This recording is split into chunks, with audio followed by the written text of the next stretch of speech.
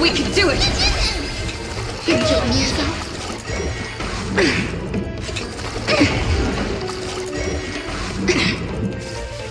Show me the way!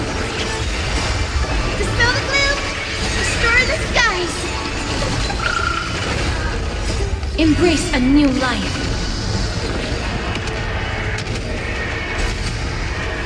May death protect us!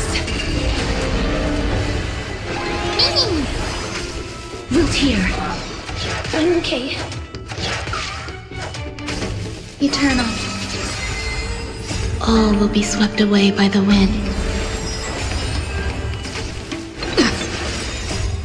We can do anything! Have some sunshine! Embrace a new life.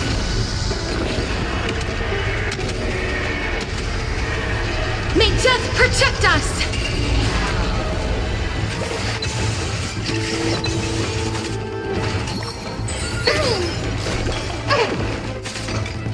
As you wish.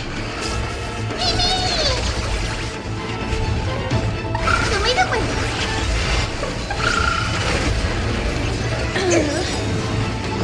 Embrace a new life. Dispel the gloom! Restore the skies!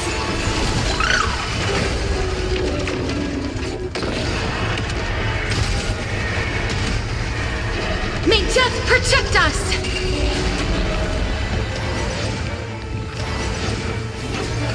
Stay away!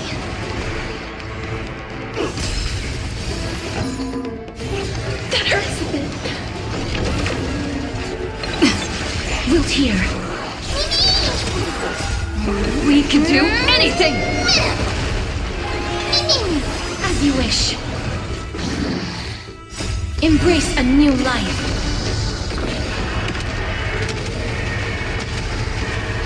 May death protect us!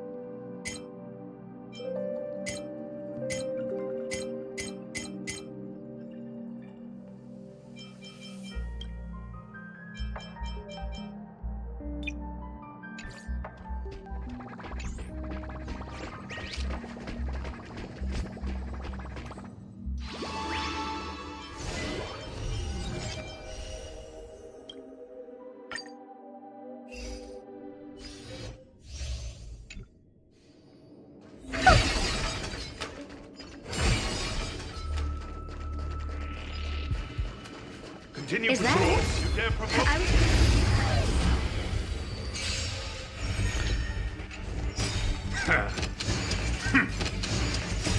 Riding the west wind. Away we go! Expand your thinking. Time to twirl. Endless riddles. Nothing but a void. Time to twirl. Go, go, go! Time to twirl. Open sesame. Watch it chroma.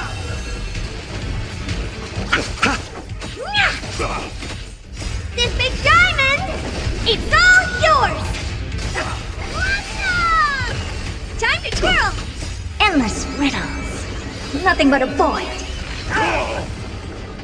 Expand your thinking. Glimpse the unknown. Time to twirl. Riding the west wind. Away we go! Delivering warmth.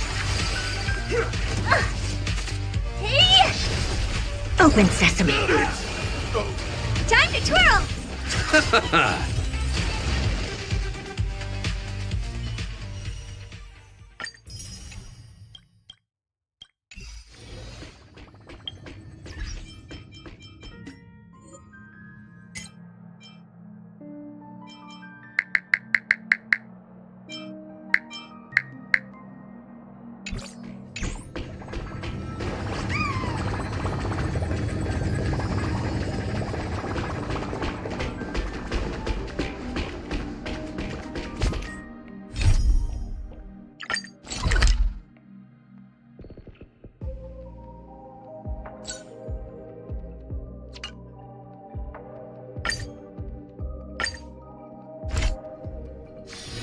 This place is rich with the sweet scent of flowers.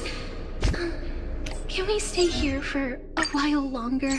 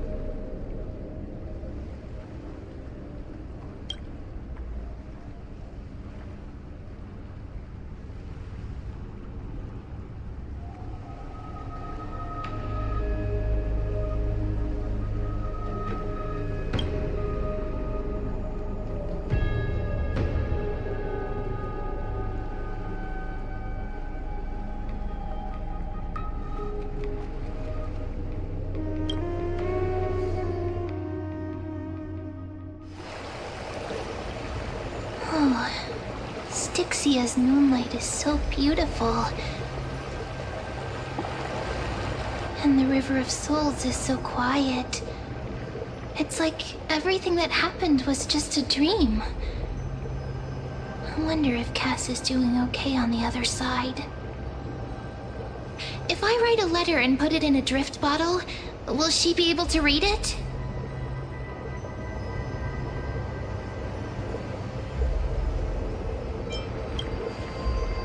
You're right.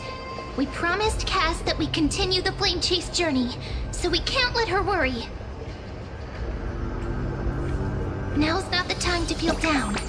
We gotta pull ourselves together. By the way, it was Miss Cypher who asked us to come here. But where has she gone? Huh?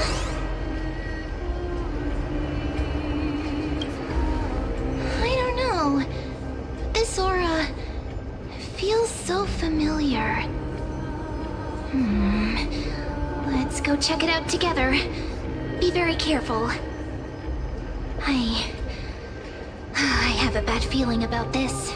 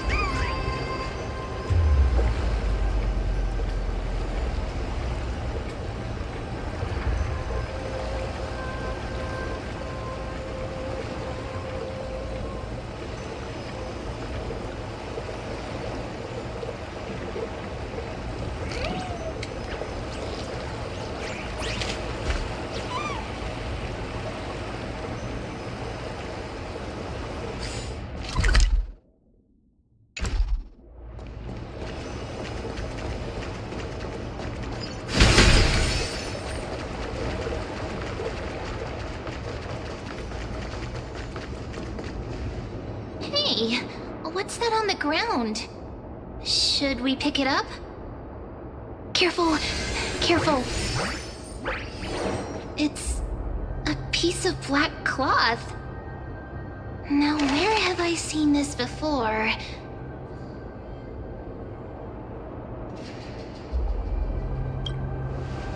What? How could they be here?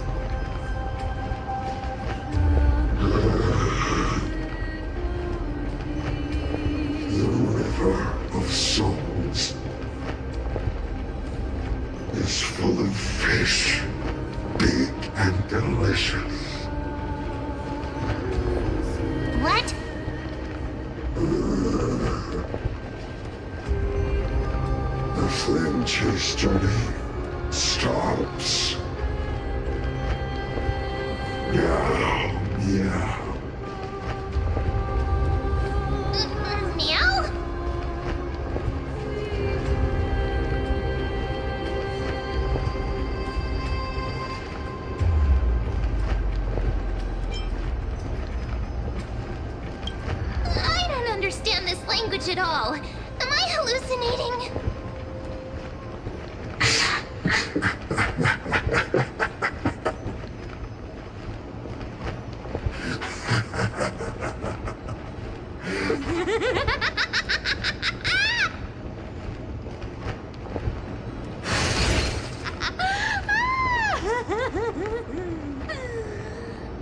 Sorry, I couldn't pass on the chance to give you two a good scare.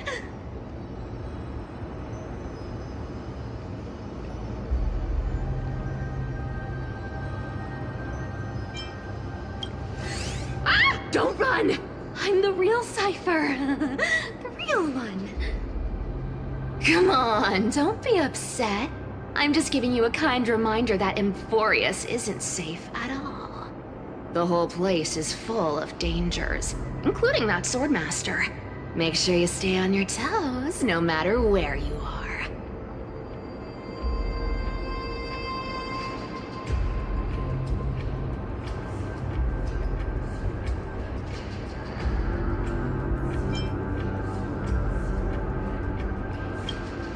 Hey, I'm just making it up to you. You're not gonna hold that over me, are you? So, was that a Flame Reaver disguise? Or a magic trick? It looked so real. Is that the power of the trickery demigod? Disguise? No. It's not as simple as that. Let me think about how to explain this. For example, what did you think when you realized that piece of cloth came from the Flame Reaver's cloak? We thought that maybe the Flame Reaver was around here somewhere? That's right. And then you heard some footsteps. What did you think when that happened? Well, we thought it must be the Flame Reaver coming this way. Yep, exactly. I just used some hints and, mental suggestions to help you believe in a lie. Lies are what Zagreus is best at. If everyone believes in a lie, then it becomes reality. A power to make lies into reality? That's got all my hair standing up.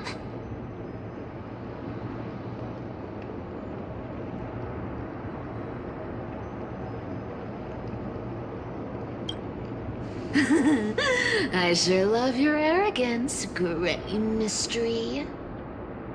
The seamstress trusts you for a reason. Someone as honest as you couldn't trick me even if you wanted to. So, there's no harm in telling you.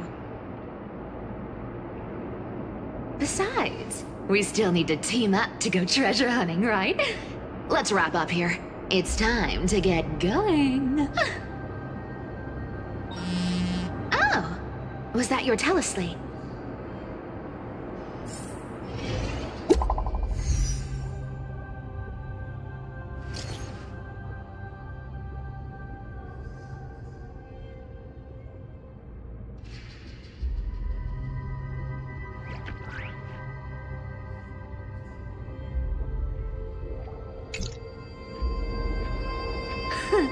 Aren't you a popular one? But I got to you first, so help me with the treasures, and then I'll send you two to the grove.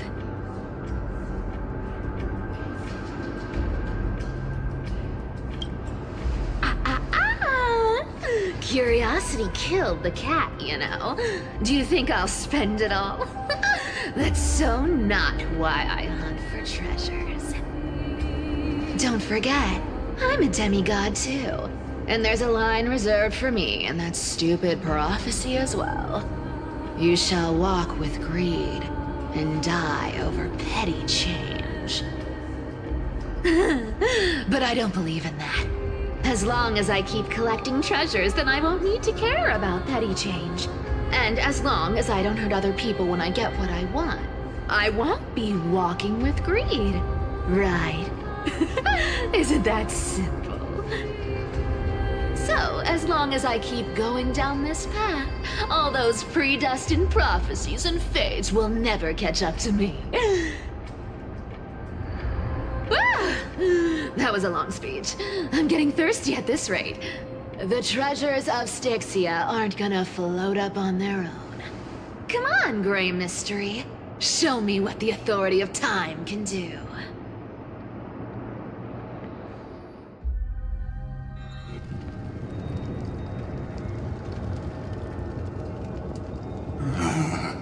So, this is the car of the Astral Express you've spoken of.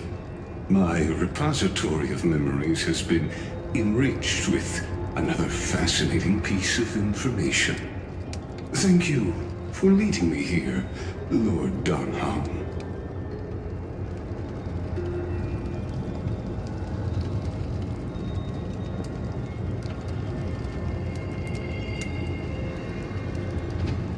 Archimans hold wisdom and knowledge in high esteem. If the citizens knew of your origins, I'm sure more would be intrigued by the Trailblaze. Sadly, discussions about the world beyond the sky remain taboo.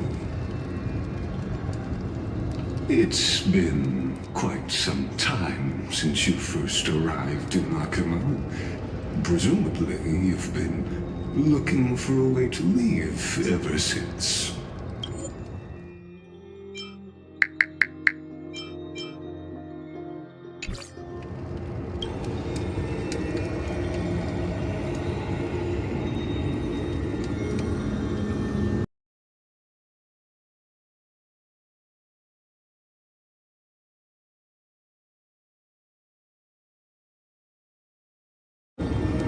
Don't be too hard on yourself, my lord.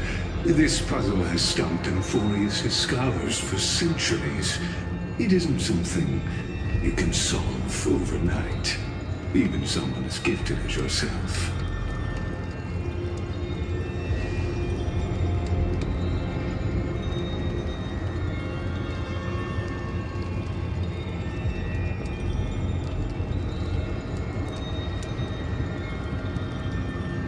Exactly.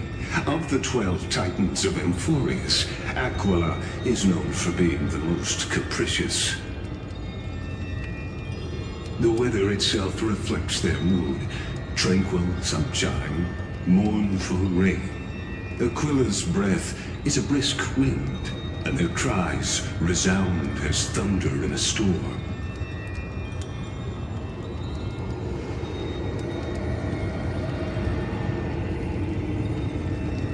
The sky above affects every citizen. It's clear that Lady Aglaya's decision to confront Aquila at the end of the Flame Chase journey was a carefully considered strategy.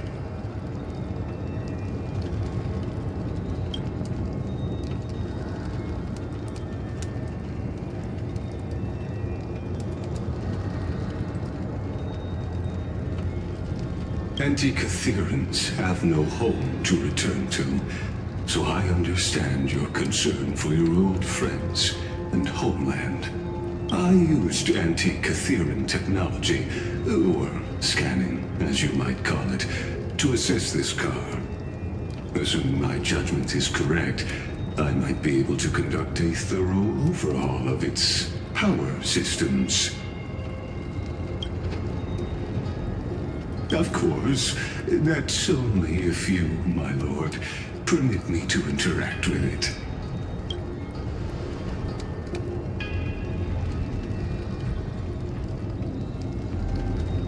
You honor me with your trust.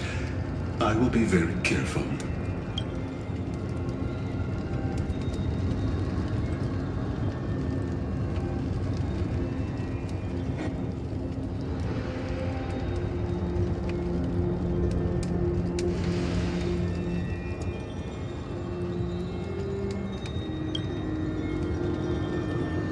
Not exactly, but we anti-Catherians are inherently sensitive to machinery, carefully endowed our kind with a unique advantage for analyzing and learning.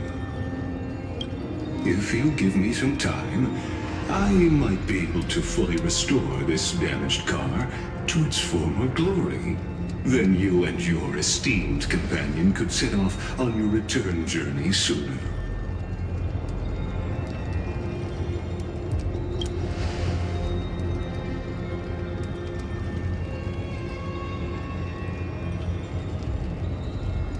Hypothetically, Lord Donham, if I could open up a path out of Emphorius that circumvents Aquila's divine punishment, would you consider ceasing your support for the Flame Chase journey?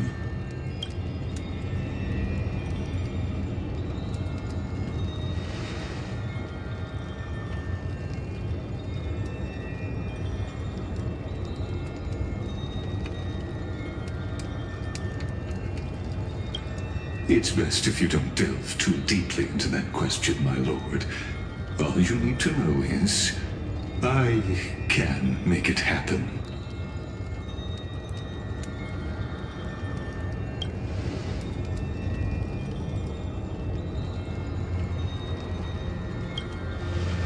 The crucial point is, if you and your companion are unwilling to halt your support for the Chrysos heirs, it could offend certain interests.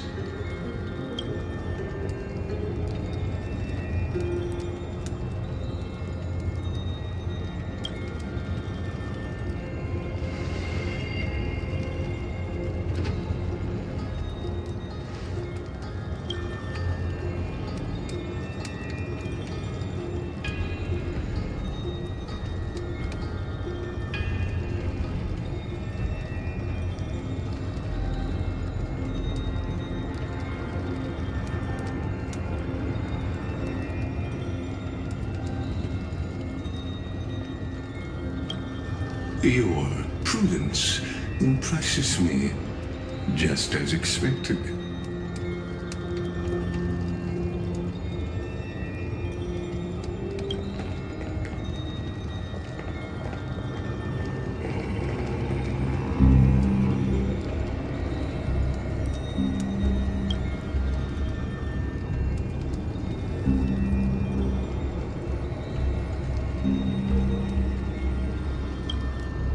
Please don't misunderstand, Lord Donham. As the Theoros, I have no allegiance to their plans, nor am I obliged to obstruct them. I am neutral.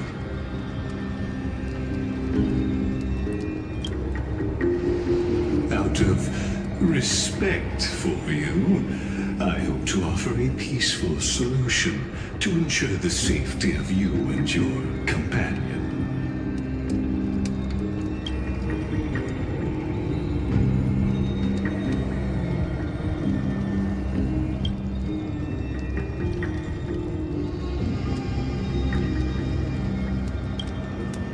I will not. As I said, I remain neutral. Are you asking this because you plan to refuse my offer and continue supporting the Chrysos heirs?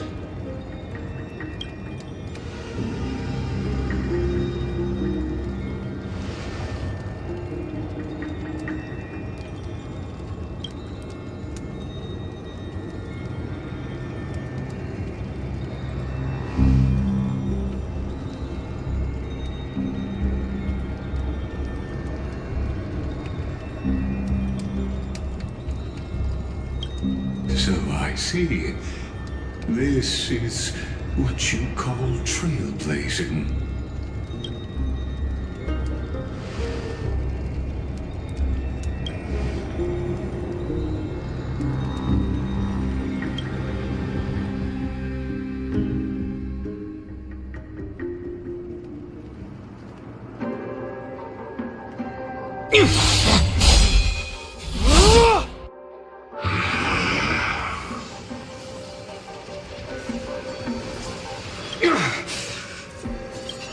Such overwhelming powers. Why?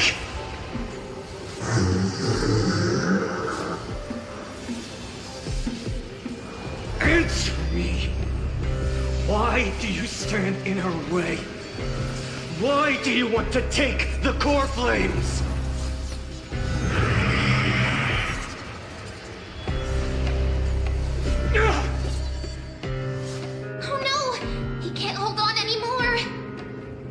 Drag him back here, friend!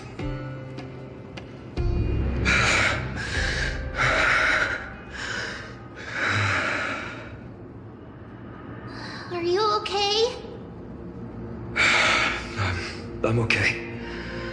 I can handle that kind of hit now. But a few months ago, that would have knocked me out.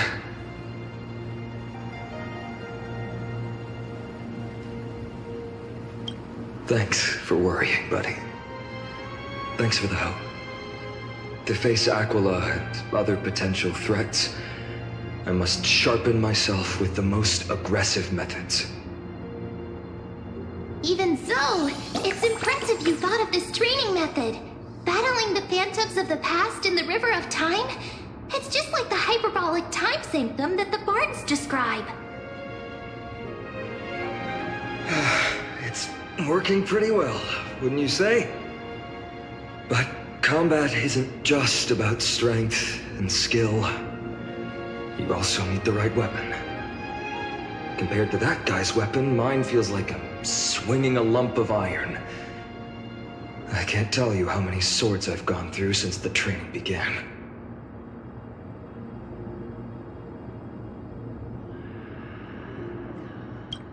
Don't worry, I've already arranged that. Of course I need him. I asked him to make a suitable divine weapon for me. It's a little embarrassing to say this, but in order to help me, he deliberately turned down all other business.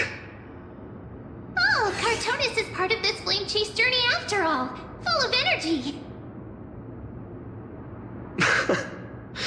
Thinking about how he's been recently, maybe you're right.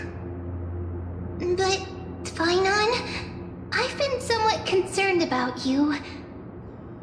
Lately, you seem more and more fixated on that Swordmaster in black. That's quite the sudden shift in topic. I've been holding this question in for a long time. You're getting stronger, but seeds of unrest are also growing in me. Don't worry. I'm not wielding my sword for revenge. She's been through Nikedor's trial and understands. Those who can't walk out of the shadows of their past are ultimately weak. Times have changed. The responsibility I bear is both precious and fragile. I wield my sword for the future of Amphorius. I will not let hatred please.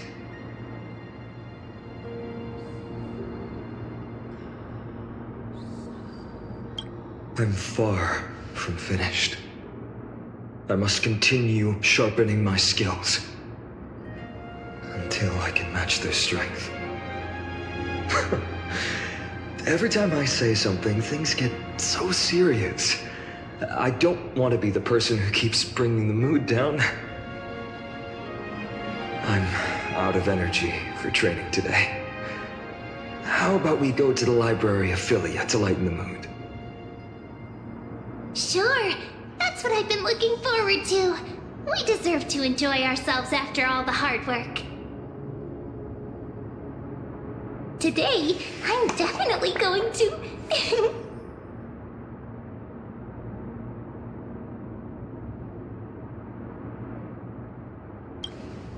A girl's little secret. Don't pry.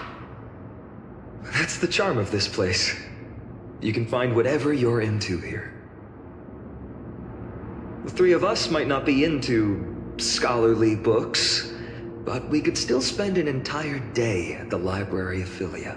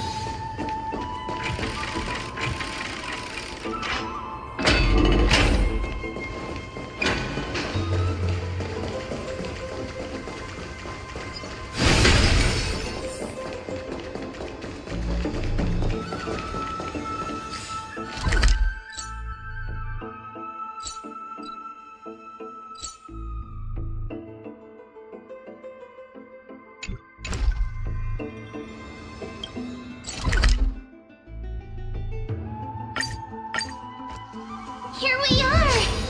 Where was that slate last time? Was it here? Or maybe over here? I'm off to have some fun! It's free time now, so you should relax too.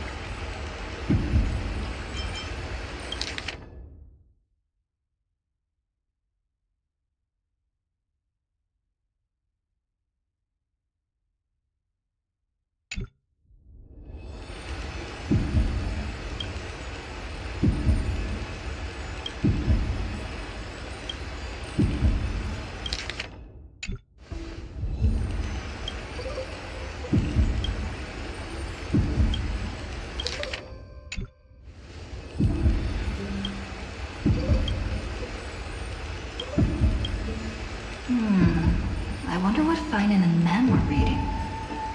Let's take a closer look.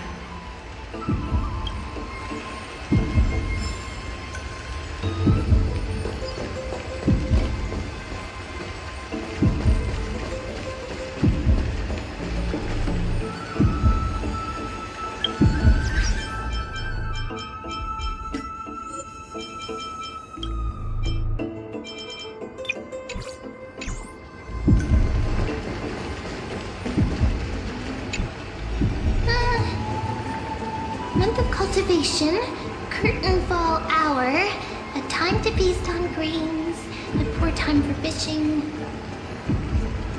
Then again, are there even any spots left to fish in Emporius these days?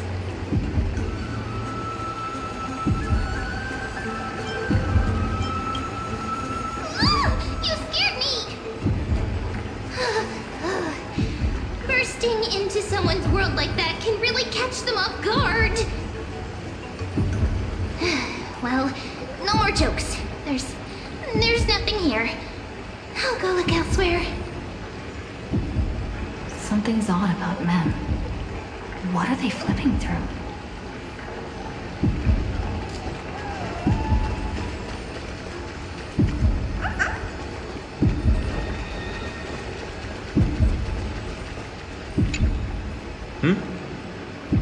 Well, I thought I felt a draft just now. Peeking isn't polite, my friend.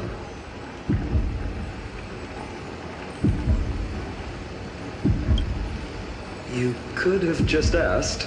There's nothing embarrassing about it. Here, look, I'm reading this. Antiques Appraisal.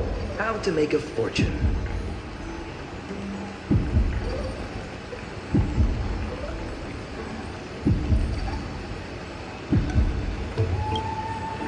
You didn't know? After all this time we've known each other. That pains me. I've spent a lot of time pondering how Aglaia became such an effective leader. Beyond the intangible qualities like personality and ethics, a major reason is her family wealth. That's the perk of growing up in a big city, isn't it? For those of us in the sticks, luck doesn't come as easily. It's 30% grind, 70% fate. Oops, talk too much. As a leader, you need both integrity and... integrity and skill.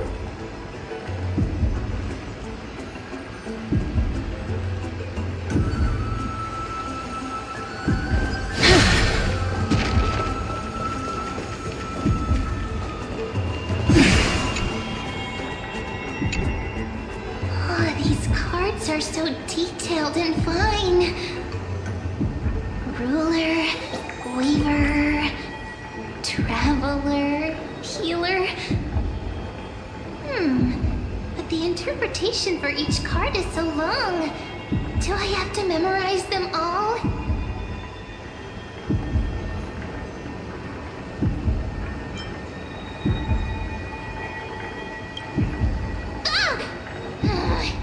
What a coincidence! We meet again. Guess we're fated to be together, huh? But you must be busy, so I won't bother you for now. Hope your day, every day, is joyful. So suspicious. Not like their usual self.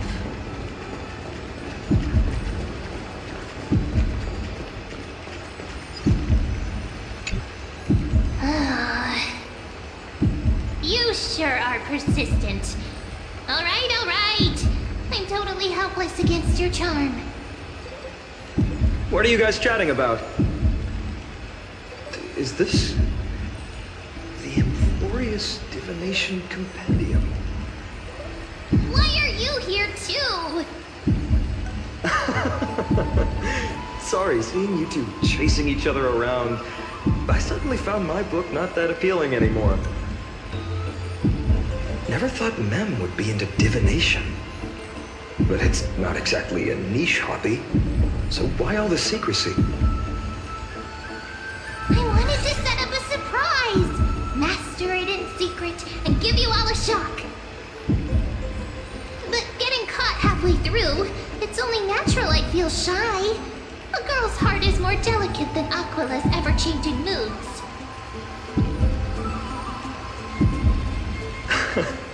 A surprise, huh? Someone else used to tell me the same. She was really good at stargazing and divination, especially with cards. Yeah, just like the ones you're looking at. And you must be pretty familiar with all sorts of divination techniques with a friend like that. No, I know nothing about it. I've never really believed in using cards or bones to predict the future. If the good omens foretold by divination were true, my hometown, Heidi's Elysiae, wouldn't have disappeared.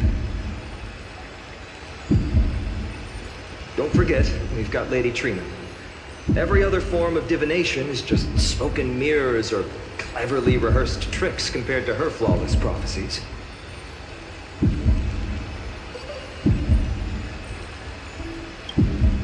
To me, divination could be a power that guides our spirits. They always cast a shadow in front of us, clouding our view of the future. That's why people turn to divination. It's just to find a small reason to give them courage to face the unknown.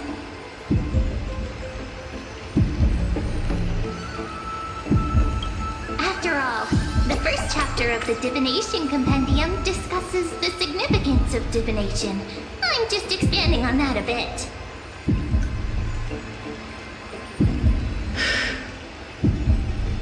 Strange.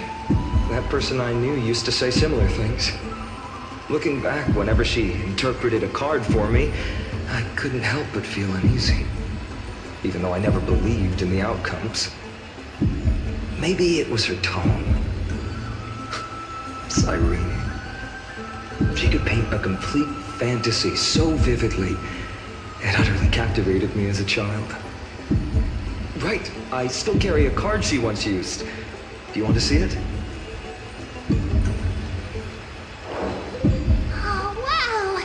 It's so exquisite! I'd love to have a card like that.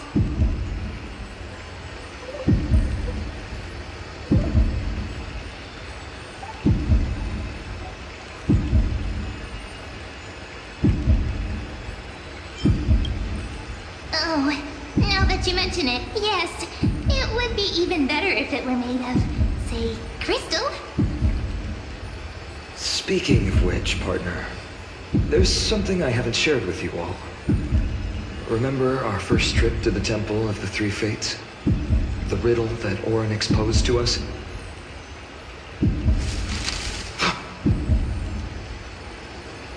Who's there?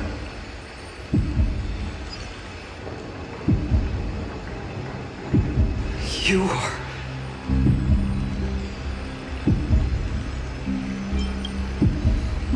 folks are up to no good. Black clothing, masks decorated with golden blood. Are they cleaners? To directly call us by our name, it seems you, Lord Finan, have studied the forgotten history of Amphorius quite thoroughly. Your friend seems quite interested in us. Perhaps you could explain, Lord Finan. It would be the polite thing.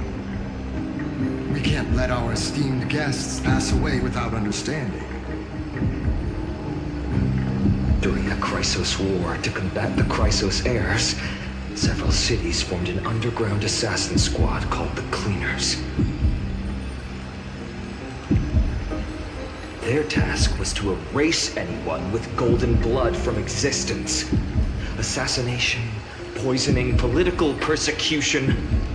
They would do anything to achieve their objective. Well, this historical perspective seems biased, glossing over the Chrysos heirs' abuse of divine powers and their blatant initiation of war in order to defame our predecessors. Could you disclose the name of the author behind this popular legend, Lord Finan? I'd hate for the innocent children of Akamar to be tainted by such slanted narratives. You should have stayed buried in the dust of history. The Citizens' Assembly has once again legitimized the mission of the Chrysos heirs. But as for you, not one citizen would cast their vote for you. Executioners lurking in the shadows. What does it matter? We've long since stopped expecting to be understood. People have become too accustomed to peace, and they've forgotten the disasters that arose from allowing generations of the Chrysos heirs to rule. Complete nonsense. Did you really travel all the way to the Grove just to have an argument? I enjoy dealing with people as straightforward as you, Lord Finan. You've probably figured out why we've come before you.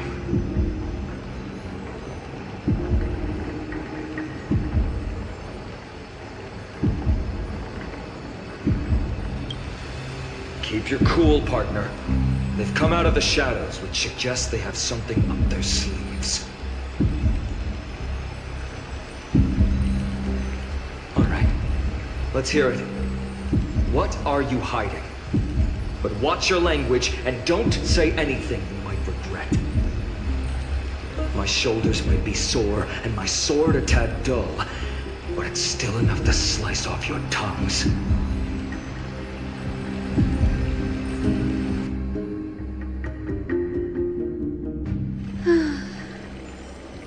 How's it going, Cinny? This place fits, doesn't it? It's a bit small, but the lighting is perfect. Thank you, Lady Treeby. With this, the Twilight Courtyard can be reborn in Akama. Do you like it here too, little Ika?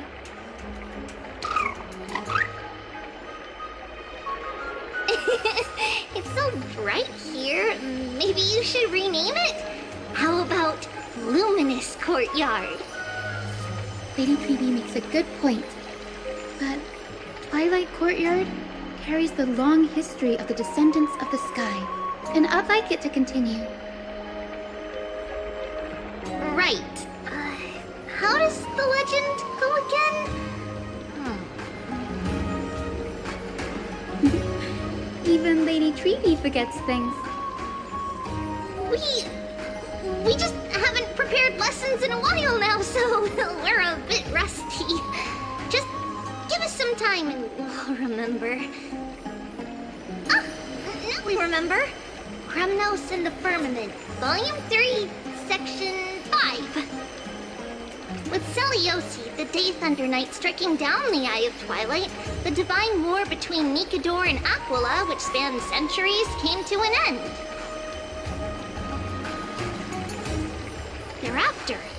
skyfolk gradually declined.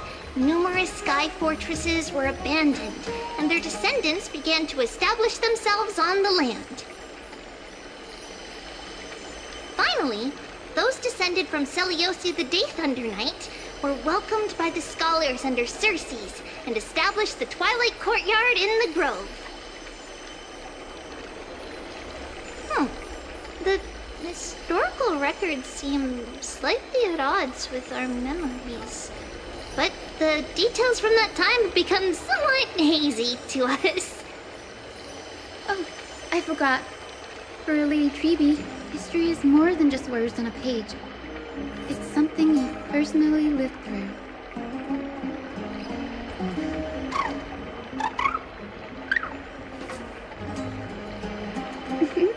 Little Ika loves listening to the stories from the legends.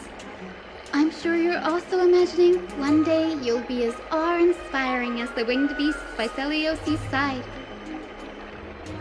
That day will come. I believe it. Just keep growing. Lord Crediros? Miss Hyacine. And Lady Treby. Good to see you're doing all right. I heard from the citizens you were nearby and came to check.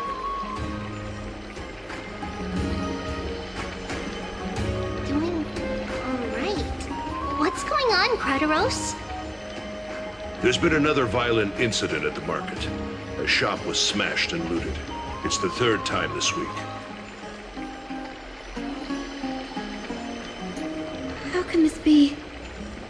I always thought that with Lady Aglaya here, Akama would remain peaceful. That was true in the past. But these days, forgive my bluntness, her senses may not be as sharp as they once were. Aggie. In my opinion, malevolent forces have noticed the slack in the golden threads and are now plotting to exploit the opportunity. The Citizens' Assembly just wrapped up. Why is there still unrest? The Chrysos heirs won by only one vote, Lady Treby. From my years of experience, a narrow victory often walks hand in hand with unrest. Trouble! Miss Hyacine! Trouble! Clementine! Take a breath. What's going on? Please! Something terrible has happened at Marmorial Palace! What is it, Doctor? Calm yourself and talk us through. Lady Aglaya! It's Lady Aglaya who's in trouble.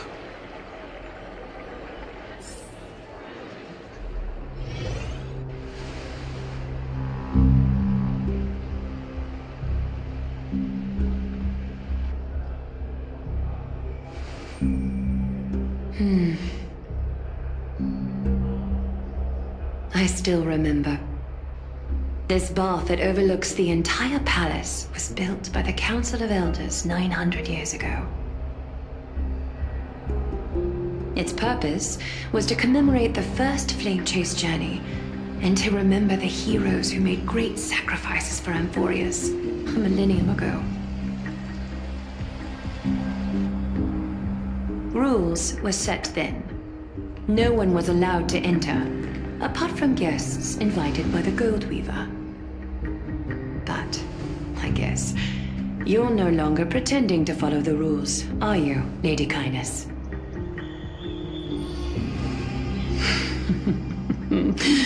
Aglaya. You ageless witch, hiding behind a divine facade to deceive mortals. We've been far too kind with you. Kind? There's no need to use such a word to cover up your incompetence. Anaxagoras humiliated all of you before the citizens. If you still had any shred of shame, you'd throw yourselves from dawn cloud at the curtainfall hour to salvage the last fragments of your dignity. demigod, why not gaze into the water's reflection and see the wretched face you wear now? These days you're not only blind, but also deaf. The cleaners were born for this moment. When all orders, rules, and laws fail to restrain you, it's time for the dagger to pass judgment. If you're in such a hurry, give it a try. Going toe-to-toe with a demigod? We're not that foolish. The dagger isn't at your throat, but...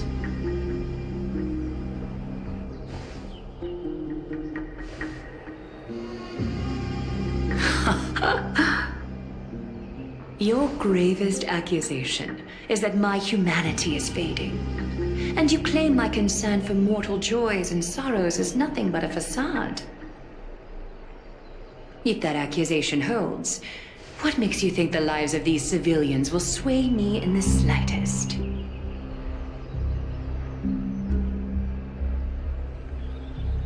Fine. I'll gladly use a few more words to shatter that demigod facade of yours. Like I said, you're not only blind, but deaf too. Lately, your control over Akuma has weakened. You failed to notice the thefts we arranged in the market, nor did you catch wind of the meetings happening in the Droma's workshop. Plots are unfolding right under your nose, yet you remain indifferent. Humanity? Fading? Aglaya, why not use your precious golden thread to peer into my thoughts? See if the gift we've so meticulously prepared for you can move that cold demigod heart of yours.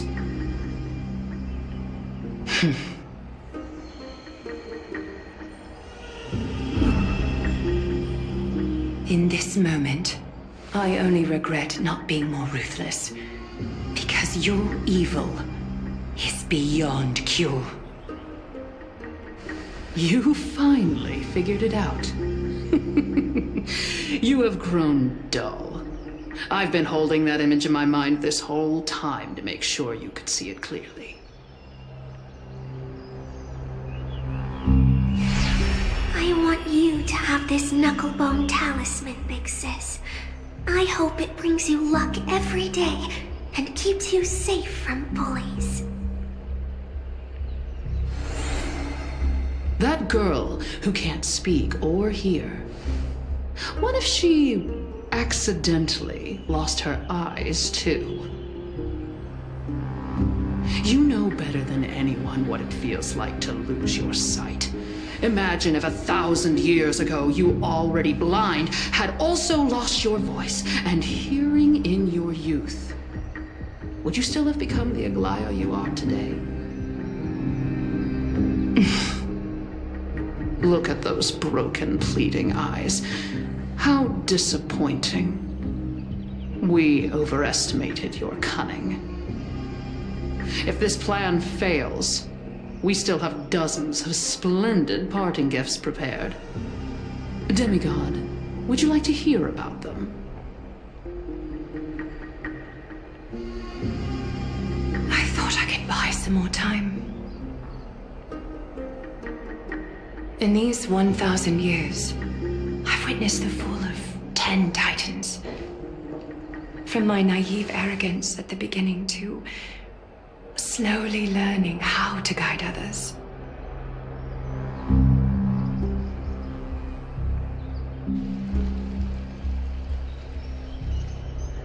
Now, it's time to let go. I should be grateful. Grateful that I've reached this moment. To let my departure become a path for others to follow. Have I done enough? If I embrace that prophecy now and sink into the warmth of these waters,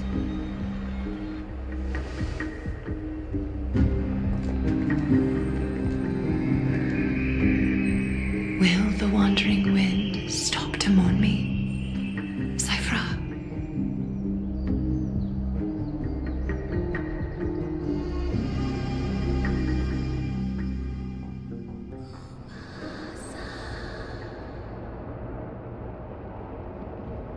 Seamstress!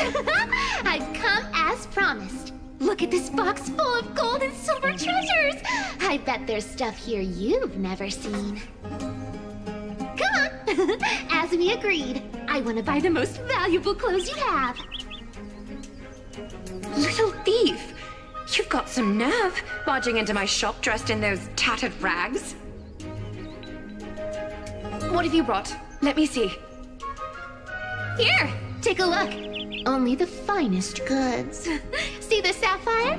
It's even more blue than Fagusa's eyes. Such exquisite luster. I've only seen an ocean's tier of this quality in my mother's treasury. Wait. You've seen one before. And here I thought I'd leave you speechless. What a letdown. It's just an old memory. My family estate all burned to ashes long ago. This workshop is what I built from scratch. Wow! A daughter rebuilding her family business. How admirable. Enough with the jokes. At least you did get to enjoy those luxuries. Mind your manners, kitty. Tell me, Cyphera, where did you come from? And how did you acquire these treasures? I won them fair and square in a bet. What? Do you doubt me? Speak up, seamstress. Give me a straight answer. Do you want these or not? Strange. You're clearly lying to my face. But my golden thread doesn't tremble at all. That's because I'm not lying. I've been telling the truth from the start. Is that so? The scars and the mud stains on your face tell another story.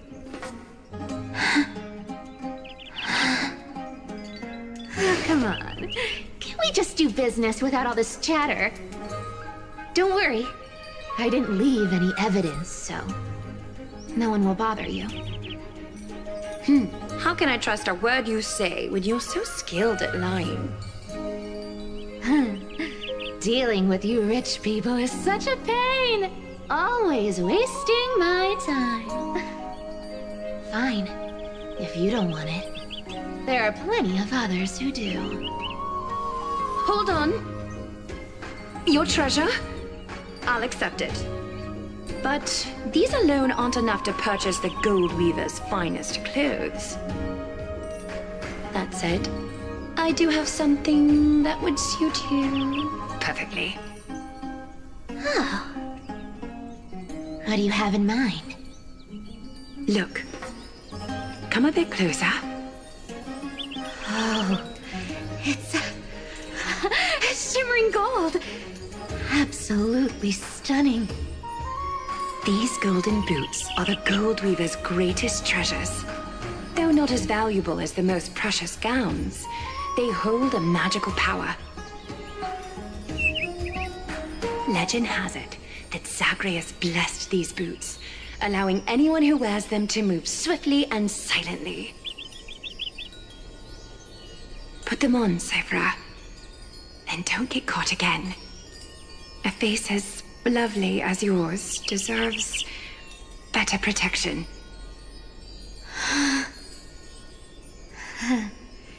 You rich folks just love sticking your noses in everything, don't you? Well, I'm taking these now, so don't get any second thoughts.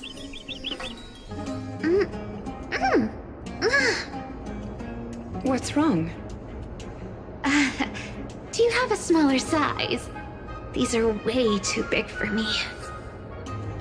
Well, I suppose you'll have to grow into them. Fake! Fake! Do you have to interrupt me in the middle of my story? Fake? What's fake? Those boots definitely don't hold Zagreus' divine power!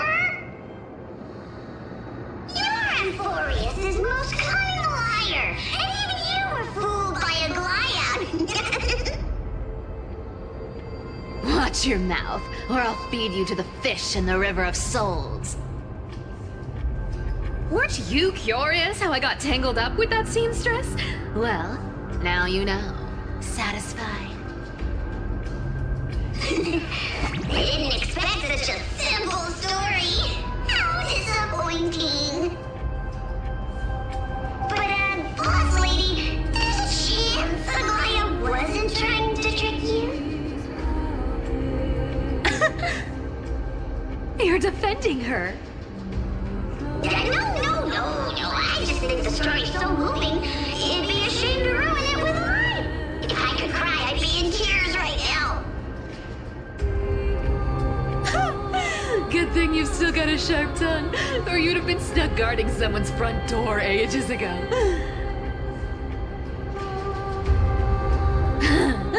Enough chit-chat. Let's take a look at this place. The city of Styxia. Look how beautiful she is! Let me take a good sniff of this air.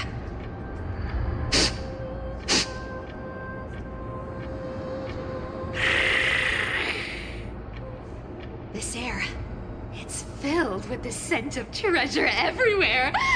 Wonderful! Just wonderful. Thanks to Castorus and Grey Mystery, the ancient city's barrier was finally dispelled. Now that I think about it, helping them was well worth it. Time for treasure hunting, Barto! Lead the way, and whatever we find, we'll split 80-20. Well, I have a suggestion. How about 70-30 instead? Listen closely. Do you hear that? The gnawfish in the River of Souls are growling with hunger.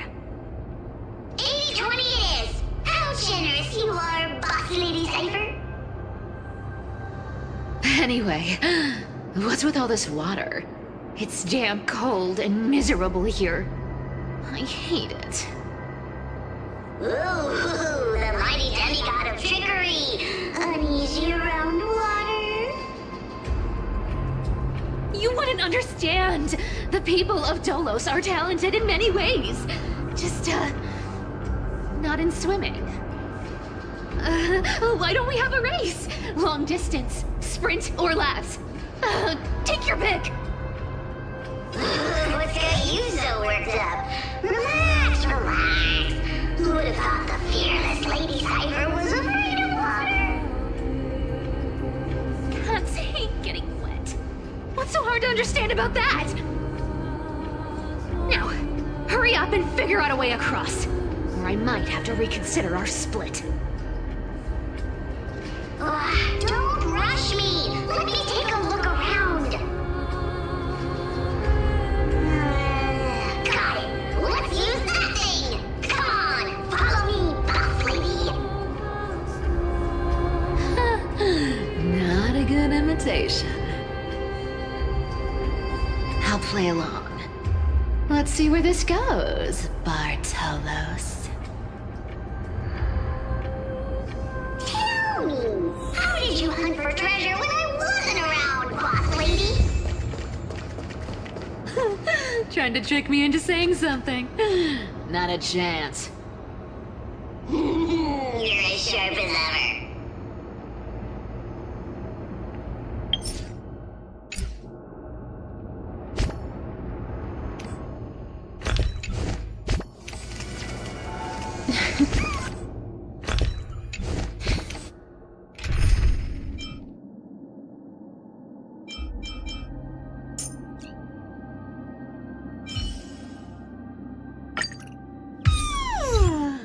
Great mystery. Let's go hustle for treasures afterwards.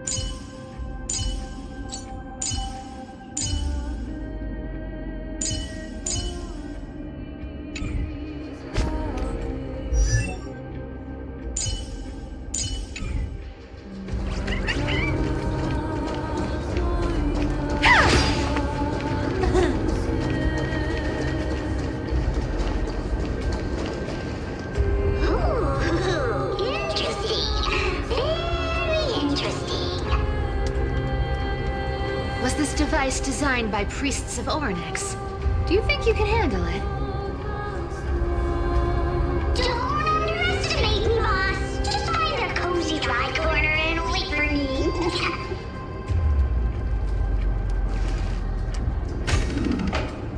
Mission accomplished. Now you don't have to worry about your tail getting wet. Not bad, but just a warning. If this thing fails while we're halfway through the water... Don't worry, trust me.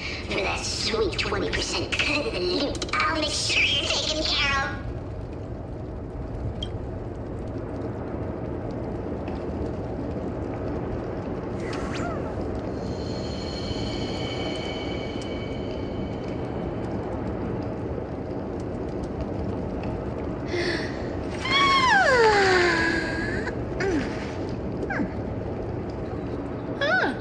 This feels truly magical. When did you pick up this trick?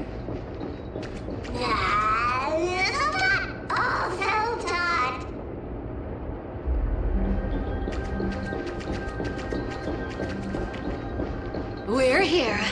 Can we turn off this spotlight now? It's really blinding.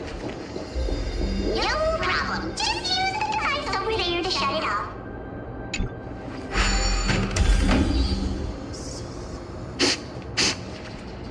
The scent of gold coins, gems, and fine leather. It's so refreshing. The treasures in this ancient city are all floating back up thanks to gray mystery and that pink squirrel.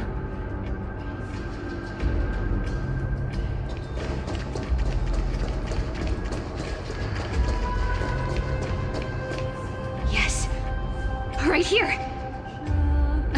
What are you waiting for? Start digging. Roger that. Watch me.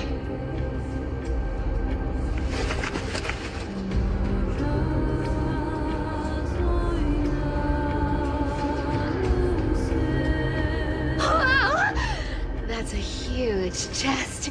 Move over. I want to open it myself. Wow. A massive haul. Unbelievable. It's hard to imagine the kind of luxurious life the people of Styxia once led. As expected for a realm of Fagusa's disciples. This entire chest is filled with ornaments made from ocean's tears. Here! Take this. See if it suits you. Thanks for the gift, boss. Much appreciated. Look at the clarity of this purple crystal. It matches my skin tone perfectly. Oh, safer. You truly have the most refined taste of all thieves and employees. Let me try this on. Huh? Where is my treasure?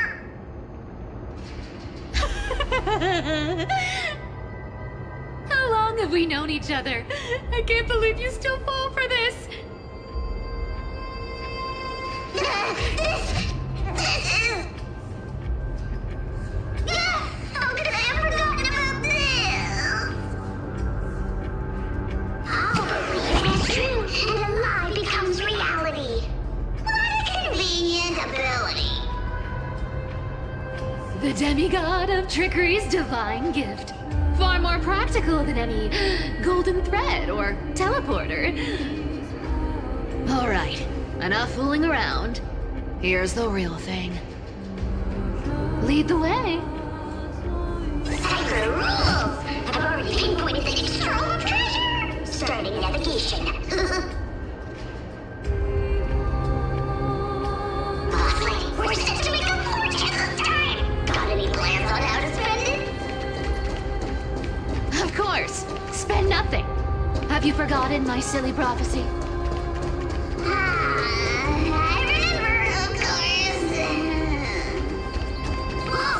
Isn't that like... Uh-huh. Isn't that the controller for the hands of Zagreus?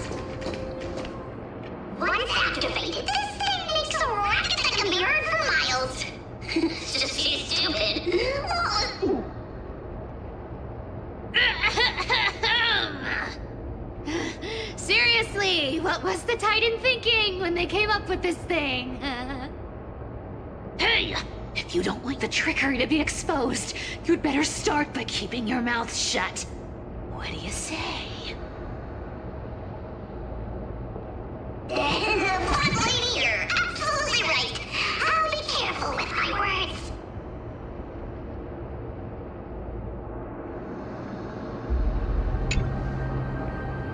Ah! This thing's way too loud when it's on. Let's not stir up more trouble, okay?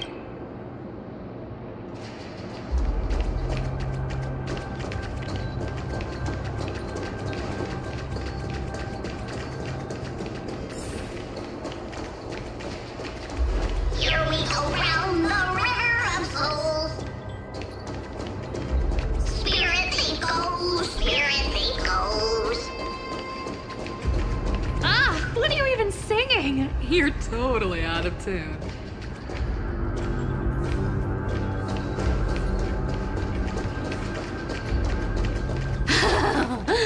There's a big guy guarding this place. Yeah, big and dumb. Just a pure love of stupidity.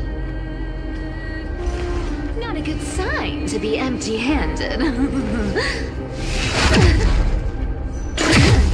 You can't get rich by waiting. Cat mouse time! Look at its face. Oh my, how could something be so ugly? Yeah, so ugly. Ugly enough to make even me, a little imp without a digestive system, feel nauseous. If that ugly brute messes up my face, even the stoic Talantin might end up shedding a tear. Indeed, that would be heartbreaking. Clearly running away is the sensible choice. So, how about you take the front? I'll attack from the side. Right. Fleeing fits a rogue nature. Huh?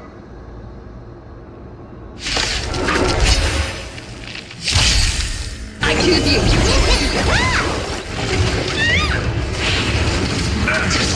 Move. The head return! Found me! Come to me! Existence is unity. You can't run! You're killing yourself. I'll take it on.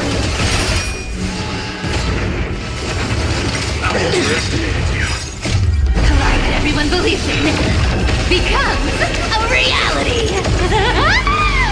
Gotcha! You can't run! Yeah!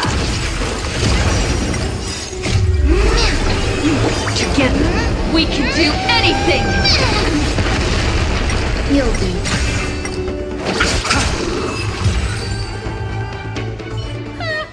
Such an ugly and useless creature, taken down with just a couple of hits. How boring.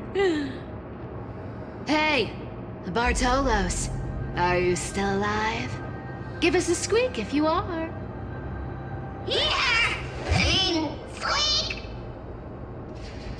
Look at you, all shaken up. Can't handle even this bit of action. It should be safe here now. Get to work. Aye, boss lady saver.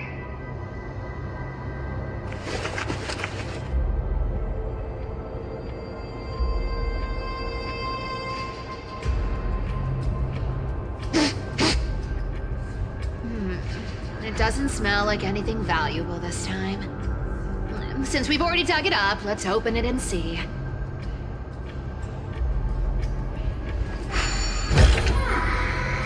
Huh. Is this?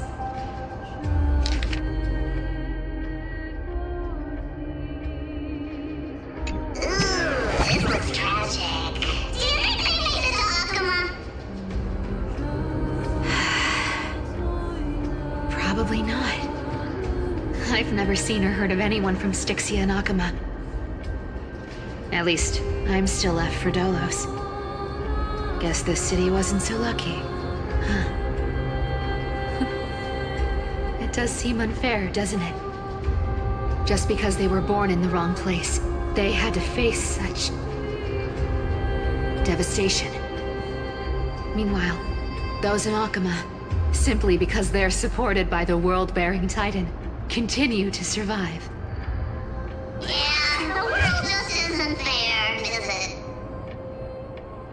Speaking of the world-bearing Titan, Cypher, didn't you tell me once you used to be an apprentice at Kepali's priestly court? Huh. Did I? Yeah, you definitely told me, and I remember it clearly. Maybe it's been so long your memory's gotten a little fuzzy. Oh, right. I did tell you. It wasn't a big deal. I just snuck in with a bunch of mumbling priests and watched them do their spooky rituals around some glowing rock. Honestly, I was only interested in the wallets of the old grandpas on the council back then. Don't remember much else. It's been what, nearly 1,000 years? Oh, I see. But you in a priest robe? Now that's hard to picture. Who asked you to picture that? Besides, priest robes from 1,000 years ago were nothing like the ones today. Right. I didn't think about that. I was just curious if you ever overheard anything interesting from those priests. How ridiculous. Come on, let's head to the next spot.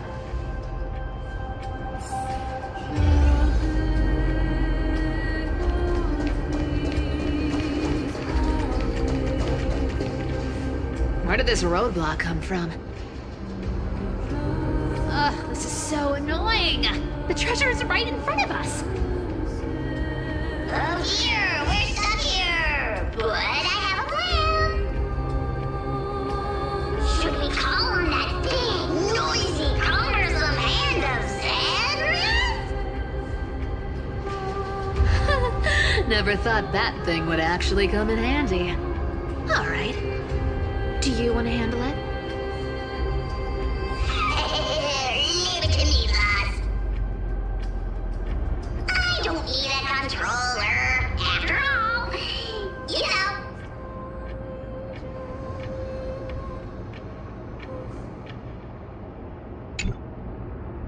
Hand of Zagreus. My darling. Activate!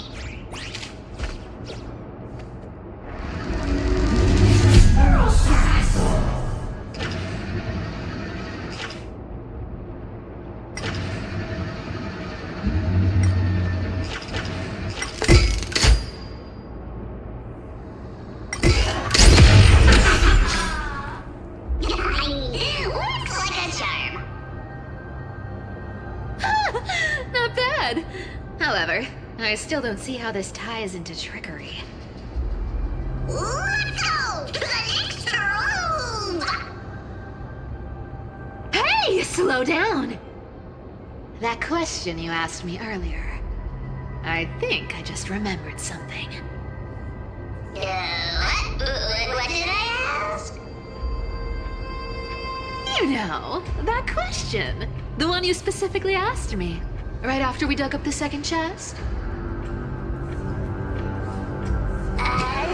Forgive me, boss lady, but have you been under a lot of stress lately? I didn't ask anything. You must have imagined it. Oh. Is that so? Maybe you're right. I have been a little on edge lately. I need to relax. All right, let's move on to the next treasure trove. Treasure! Ow!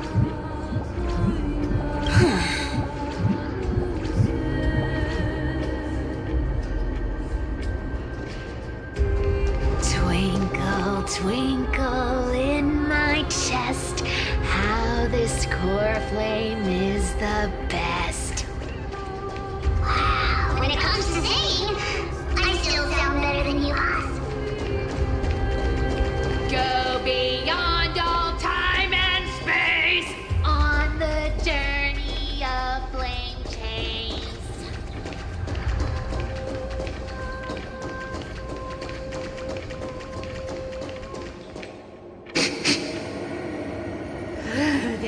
scent. Feels like something incredible is buried here. Incredible indeed! If even Boss Lady said so, I'm happy you started. Do I need to give instructions here? Get digging.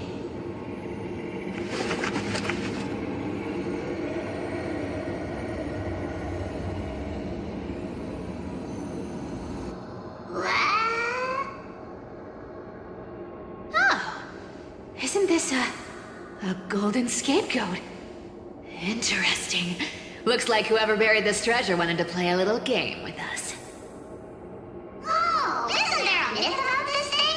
Those who feared fire became sheep. Those who did not became human. Sheep, humans, whatever. All I know is unlocking this gets us treasure. Here. This honor's all yours. Puzzles and tricks are right up my alley. Just leave it all on me.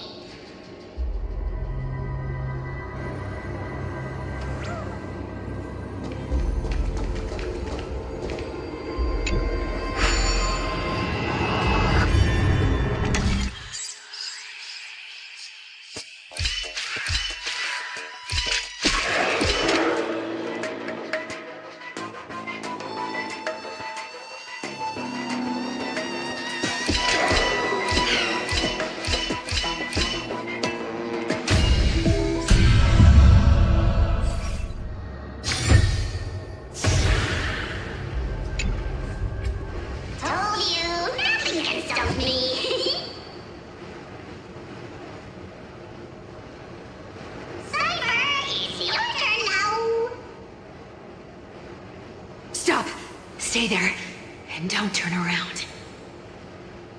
Huh? What do you mean?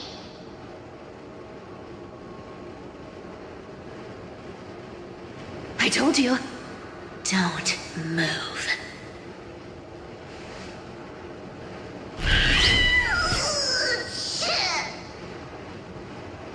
My poor old back. Shh, quiet. Don't say anything unnecessary. That seamstress. She's listening. What? Boss, do you mean? Stay put and keep quiet. I'll handle her. Whoa, whoa. Seamstress. Getting sneaky, aren't we? Did you think I wouldn't notice your little spies lurking around me?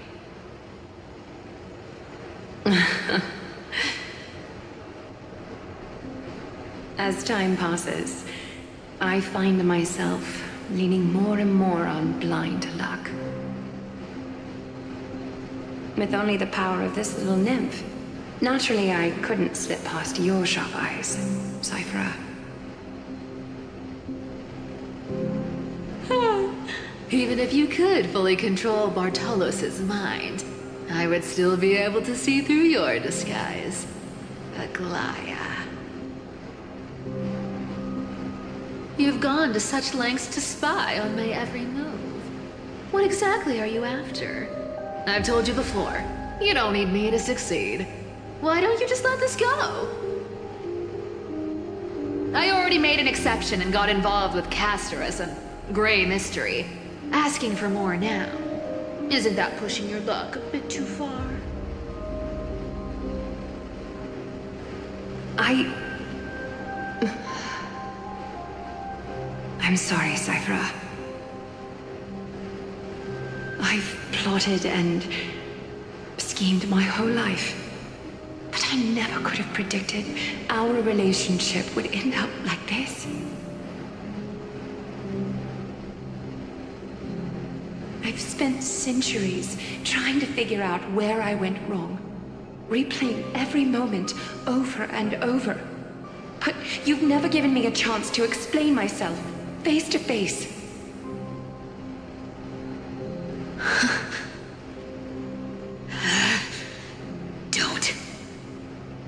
Don't talk to me like that. You know I can't take it.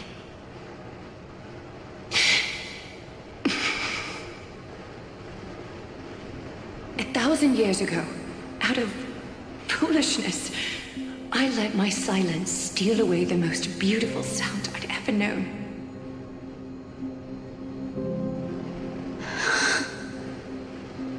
Hyacines. So this time, I must say this to you, even if it's all in vain. I need you, Cyphera. The Chrysos Heir's mission needs you. The finale I've delayed for far too long. It's finally here. Whatever resentment you still hold against me will fade once I'm gone. Please, come back to Akama. I'm begging you. Without you, they don't stand a chance.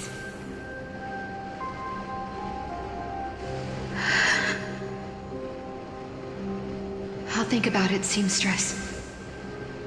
But stop watching me. Unless you want to lose me for good. Don't worry. As much as I'd love to hear your voice again, to see your face, it seems that chance will never come. Goodbye, Cyphera.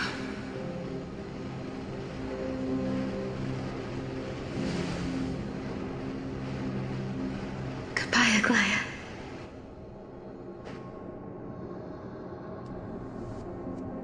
Ah, what a shame. I thought there'd be some real treasure under that goat's head.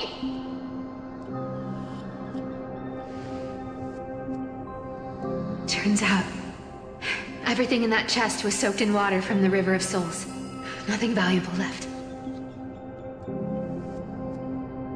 Those relics were once priceless. But time has eroded away all that they once were. Aww, hearing that from you makes it sound so sad. Wait, why am I getting all sentimental? We haven't even processed what just happened. That horrible woman. When did she... Oh! If you see her, let her know this. As demigods, we can't avoid our duties forever. Could it have been back then? When? Do you remember now? Looks like you don't need me to jog your memory. She must have slipped that nymph into your pocket while you were distracted. Don't underestimate that bug. It's every bit as dangerous as the seamstress's golden thread. Let your guard down for even a second, and it might take over. Make you spill secrets you'd never share otherwise. Whoa! That's like some brainwashing monster straight out of the Black Tide! Creepy. Boss, how did you realize something was wrong? I'm curious. What exactly did that nymph make me say? Actually, it gave itself away very early on. Speaking of the world-buried titan, Cypher, didn't you tell me once you used to be an apprentice at Kefali's priestly court? We've been partners in crime for 1,000 years. We've talked about everything there is to talk about.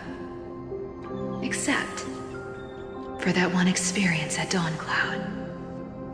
I never told you about that. I absolutely wouldn't have shared that with anyone. But, boss lady, there's a chance Aglaya wasn't trying to trick you? And as far as I know, the embodiment of trickery despises that golden thread which forces people to speak the truth. You'd never defend Aglaya. Isn't that right, Zagreus?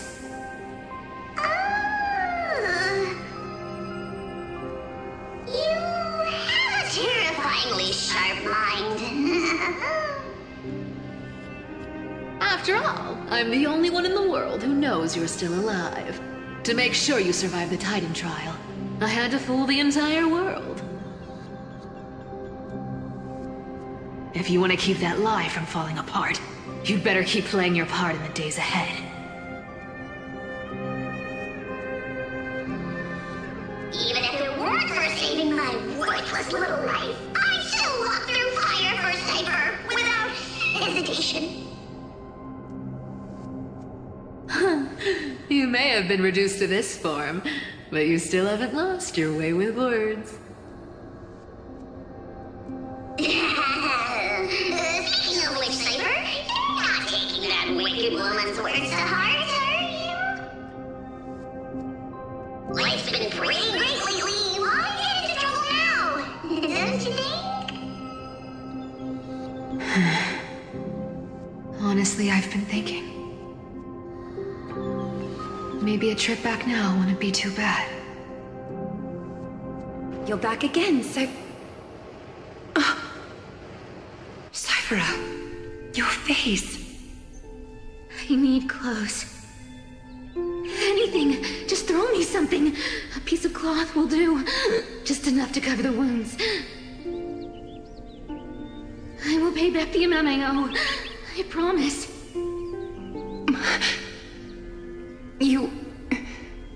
You're bleeding golden blood. Yes, what about it? So what if I'm one of those Chrysosaurs they talk about? Those infinitely strong heroes, world-renowned swordsmen, exceptionally intelligent scholars. Cyphera. Oh, I'm sorry to disappoint. Who knew that group of amazing people would include me? Pauper. Thief. Con artist. Maybe I should just make another cut to drain all this yellow stuff out of me and... Stop it, Cyphera. I'll give you clothes, warm you up, and stay here. Stay in my workshop until you're healed.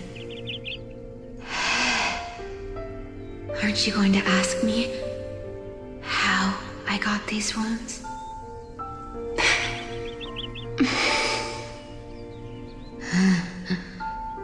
Right. What's the use? I'm so good at lying. Even your golden thread can be fooled. If you can't verify the truth, why bother asking at all? I don't need to ask. Nor do I need to use the golden thread. I know everything you do is for survival, at all costs. Stay here. You won't have to deal with the cold or go hungry again. Stay by my side, and you can start putting yourself back together. Aren't you worried I'll ruin this place's reputation? Or that I might sneak off with your precious clothes and sell them? I wouldn't have invited you if I were worried about those things. You're weird, seamstress. You know, they say a child who often lies remains a liar for life. I've tried not to become a liar, but honestly, it's just too hard. I'm close to giving up. What makes you think I won't disappoint you? Because I can feel it. Not with the power of a demigod, but with the heart that beats in my chest. You love this place. That's why you keep coming by, but also why you hesitate to stay longer. You worry you'll tarnish the Gold Weaver name. After taking over Nestia's divine authority, I became used to letting the golden thread distinguish sincerity from falsehood. However, the mission I need to complete requires me to learn to trust and rely on my heart. Cyphera, you're an honest thing I've given to this world. And also a challenge the world has given to me. Stay here with me. You have a beautiful face that deserves better than to be covered in scars and grime. You've got a way of talking that's hard to follow. All right, let's make it a deal. You have 1 day to change your mind. Once the action hour passes, there's no turning back.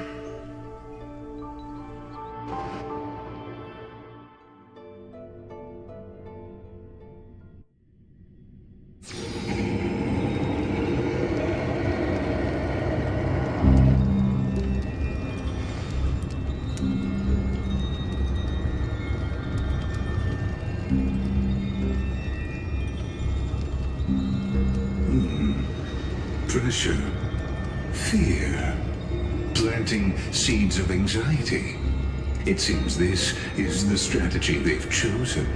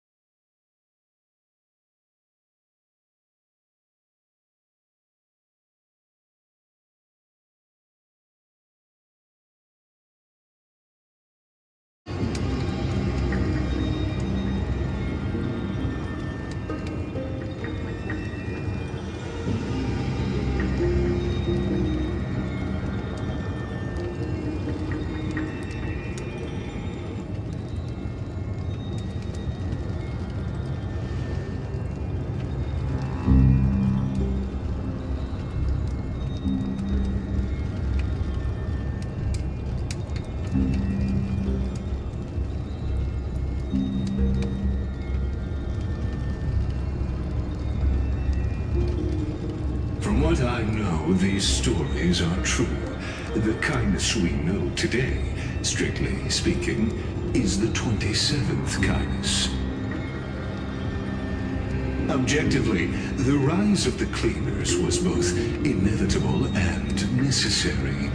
Yet their ruthless and twisted methods earned them nothing but disdain and condemnation from history.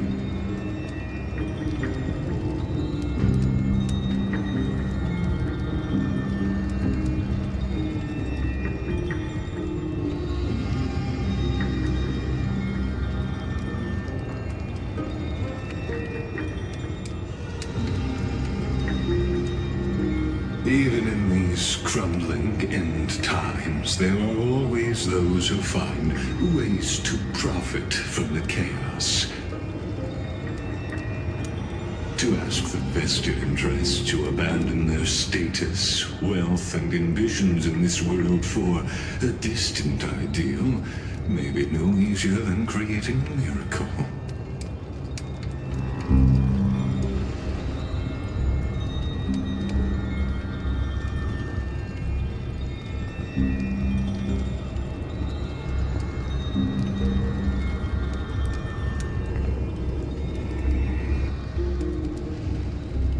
There you are, Lord Donghung.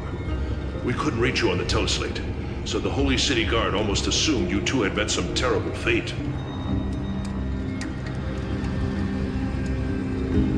You pests crawling in the shadows, back off. Your plot ends here.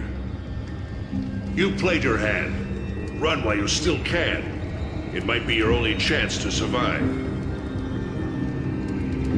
Stay away from Akama forever. If you set foot there again, the fury of its people will tear you apart. Because Aglaya is dead, and in the eyes of the Holy City citizens, her blood is on your hands.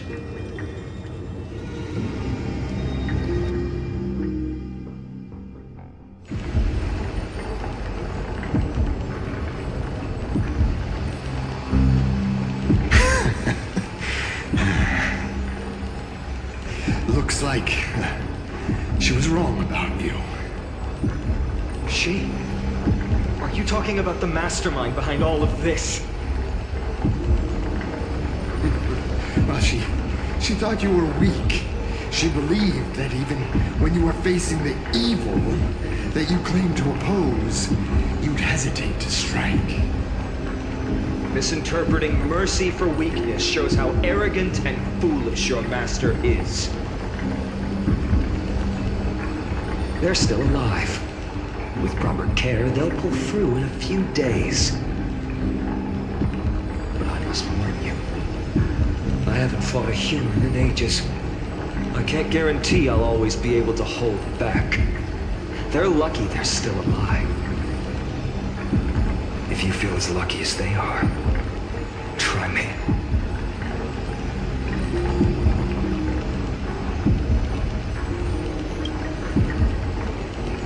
Finon is seriously upset.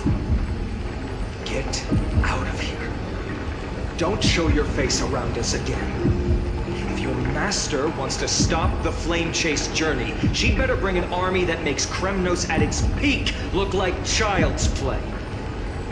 I've said it more than once, Lord Finon. We're not here to start a fight. We came only to ensure you weren't anywhere else. While you were unaware, we already accomplished our mission to buy time. So, Lord Finon, until next time.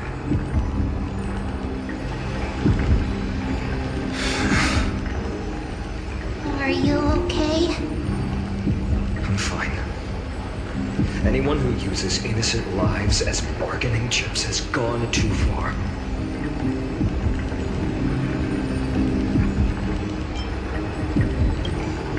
Probably a desperate gamble. I guess the opposition within the Council of Elders is still desperately fighting to obstruct the Flame Chase journey. If the conspiracy is exposed, they'll be hunted down in the Holy City like rats with nowhere to run, no matter where they hide.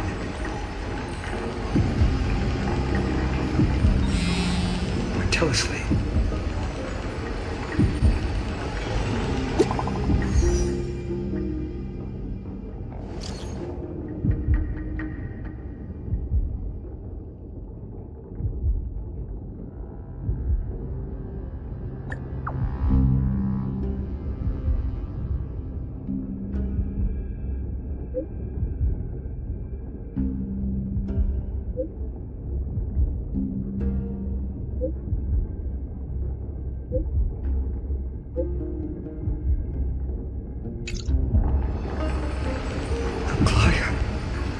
Is this blasted? Those guys.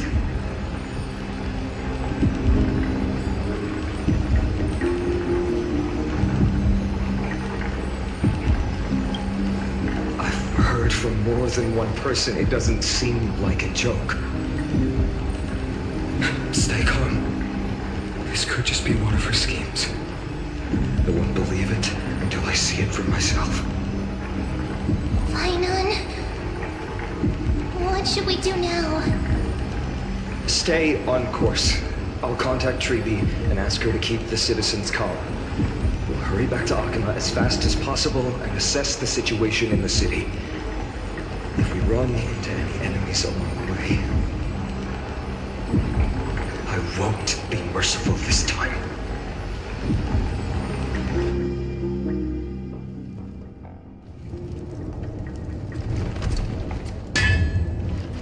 Cartonis?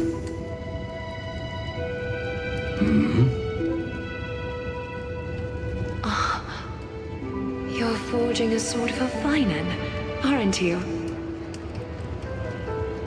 I haven't seen you wield the hammer in so long. I couldn't help but be entranced by the sight. You, Aglaya. In this form, you come to me. It means... That's right. At this moment, my physical form is already shattered. My journey as a human in this world has come to an end. It's time to fulfill our pact. Of course. The pact I haven't forgotten. The thing I entrusted to you. Do you still have it? Far too plain this vessel is. Not worthy of you. Do you still insist? I insist. Over the past 1,000 years, every piece of fabric I've worked with has been tainted by my cold divinity. It's made me hate their colors, texture, and scent. This ornament stands apart. It was a gift from a child. She was pure and kind. I often wished my childhood could have been like hers. How to say goodbye to everyone? Have you already planned? I'm afraid there's no such detailed plan this time. I deeply regret not being able to say farewell to them, one by one. The moment has come. My departure will give them one less thing to worry about. This parting gift should help ease the regret of such a sudden goodbye.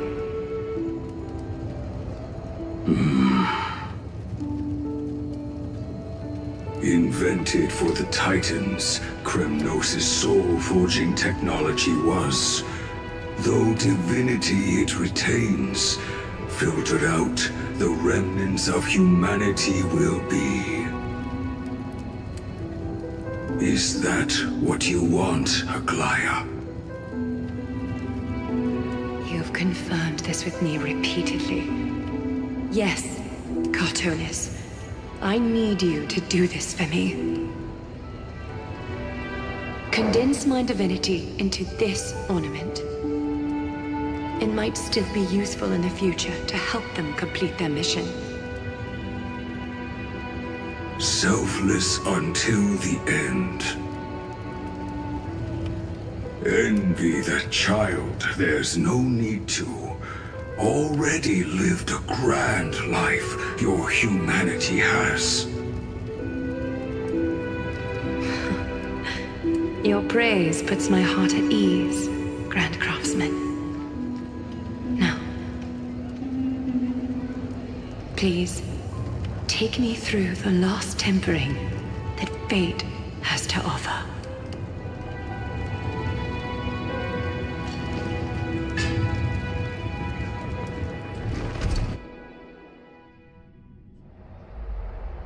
The city is silent, and tension is building with every passing second. The news is probably spread by now. Every household is locked up tight, and all the market stalls have closed down temporarily.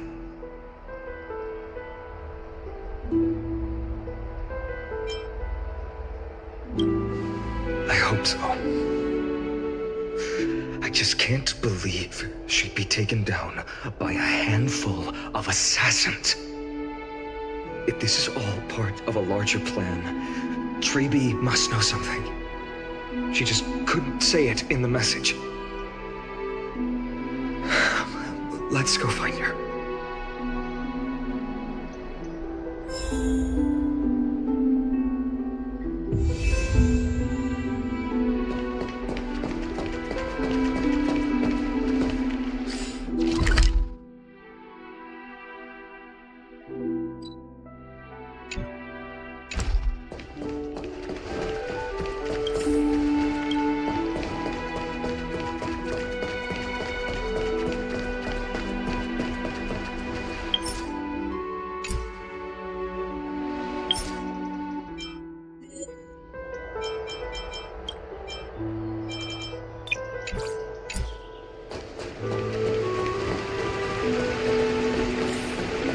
Came back before us. Well, maybe he's heard something.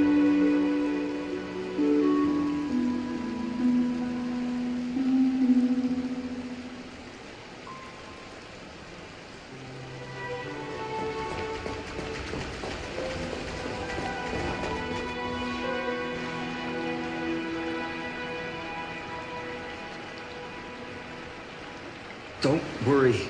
The cleaners didn't lay a hand on us. Lord Kratos, were you in the city when it happened? What exactly went down? Regrettably, no one knows the details of that moment. Eyewitnesses only saw...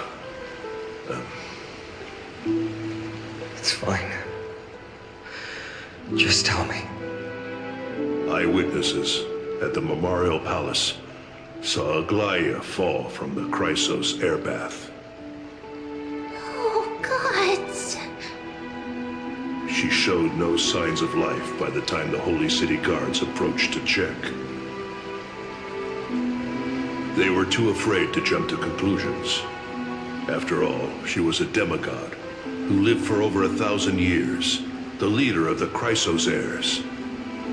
Most citizens of the city believed that death couldn't touch her. She was pierced through the heart by a uniquely crafted dagger. I saw it for myself. It's one of the weapons carried by the cleaners.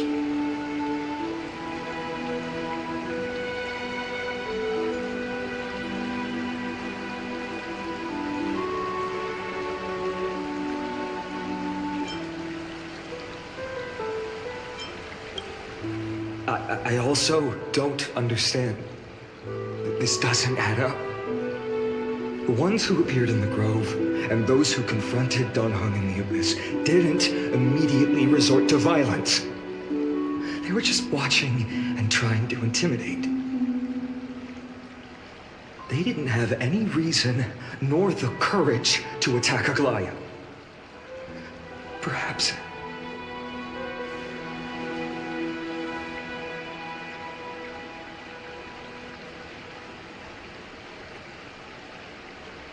I'll stay here to lead the guards and maintain order. Find out what happened, but don't take too long. With Aglaya gone, someone has to take her place and lead Akama. Also, Miss Hyacine was the one who declared Aglaya dead.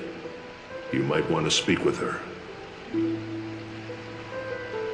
Thank you, Lord Crateros.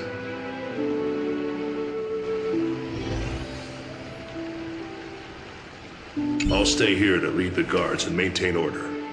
Find out what happened, but don't take too long. With Aglaya gone, someone has to take her place and lead Akama. Also, Miss Hyacine was the one who declared Aglaya dead. You might want to speak with her.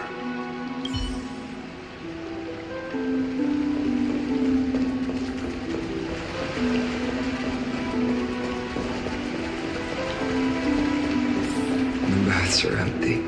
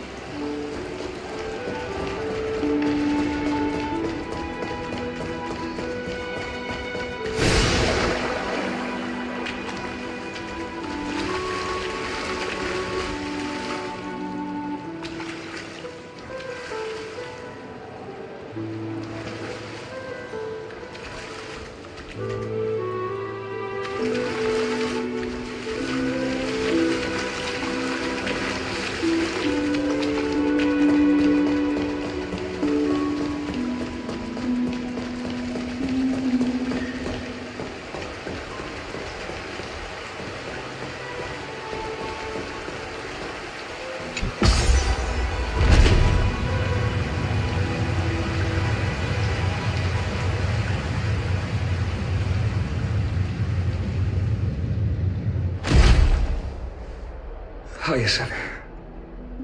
You're back.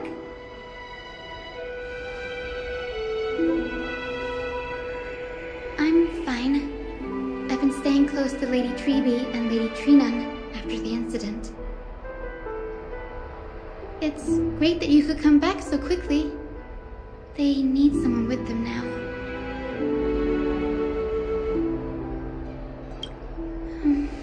Not well. After all, we witnessed Lady Aglaya's last moments. I tried to treat her immediately, but even the sky's blessings. Declaring her death was the hardest thing I've ever had to do as a doctor.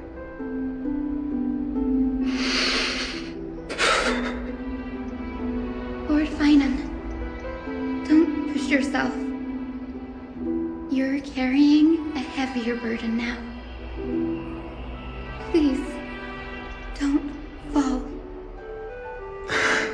It's fine. I can handle it.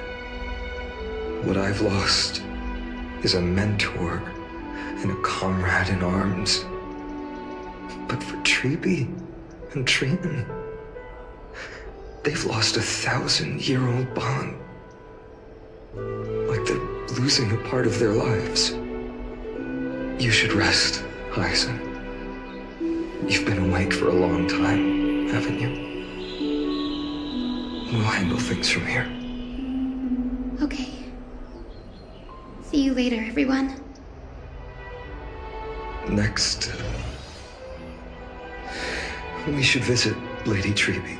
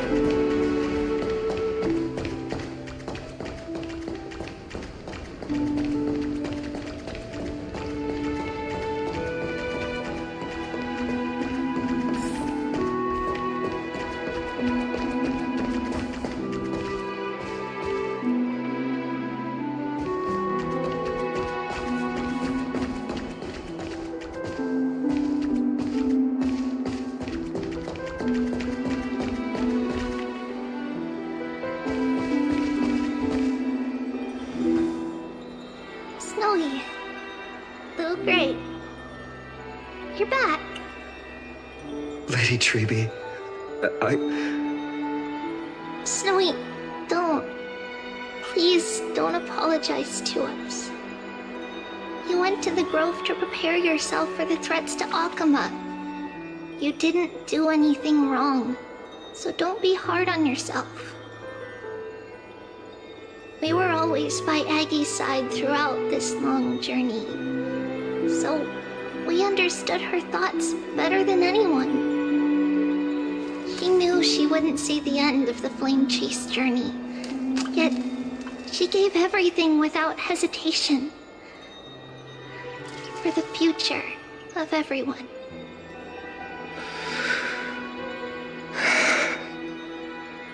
I know what Aglaya expected of me. Right now, the last thing Akama needs is a leader wallowing in self-pity. The scroll over there was entrusted to us by Aggie. She instructed us to hand it over to you when the time was right.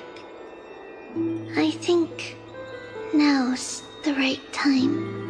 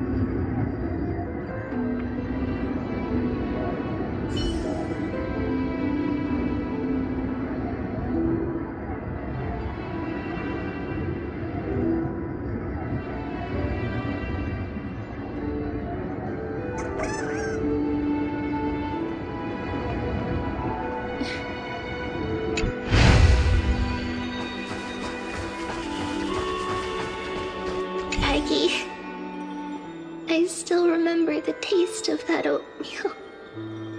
See you tomorrow morning. I'll prepare breakfast for you then.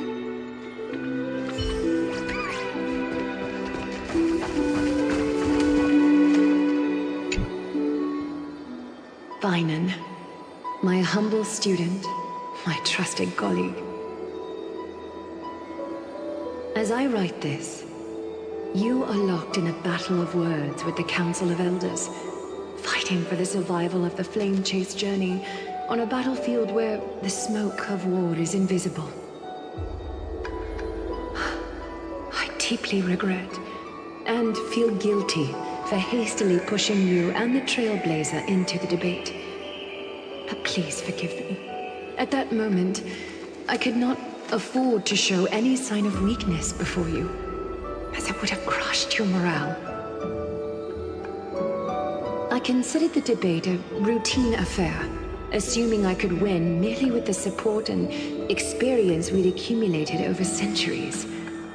But I underestimated Kindness and her party's cunning, and also the deterioration of my own senses. The trap was likely set by the debater Calictus. He had prepared a severed golden thread in advance, revealing it to the public when Kindness was faltering in the debate. He claimed I was reading everyone's thoughts with the golden thread to cheat in the debate. I could have countered that low tactic in 100 ways, but my words slipped out before I could even think about them. With deceitful scoundrels like you in the crowd, I have no choice but to rely on the golden thread to keep watch over everything in this holy city.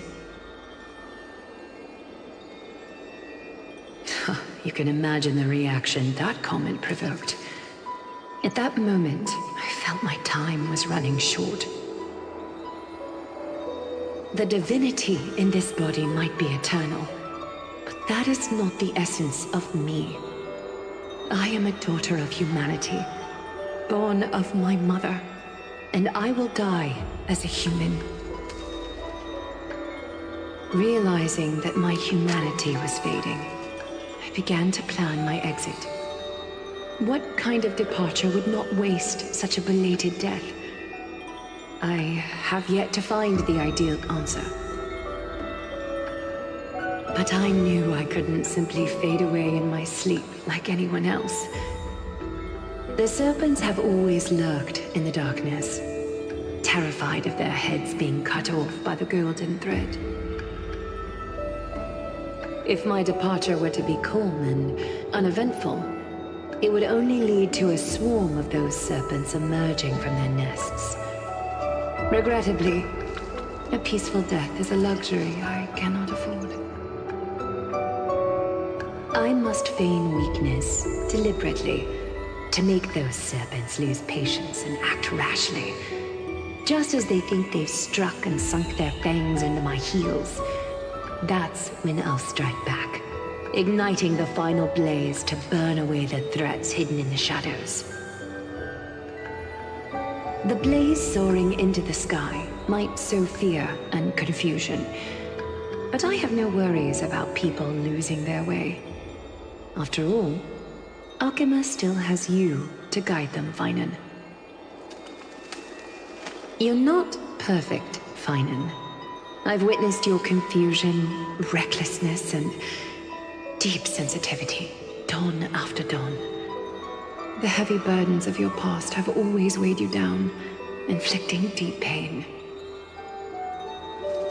Yet, in your way, you are perfect.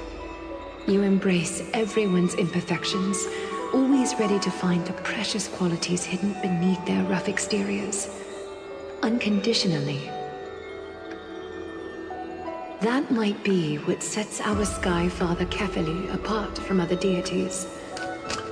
They recognize the imperfections in their creations, yet still choose to shine their light on them, offering protection with unconditional love. Finan, while you zealously pursued strife, believing it to be your destined path, from the very beginning, my thoughts have never changed. You are the destined world-bearer of Emphorius, the gate to Emphorius's future.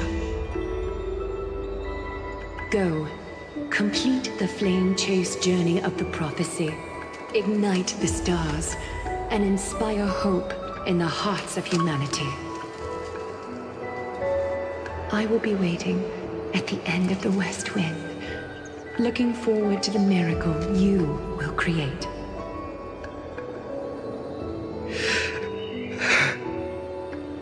Aglaya, how could I possibly be worthy of the burning torch you've passed into my hands?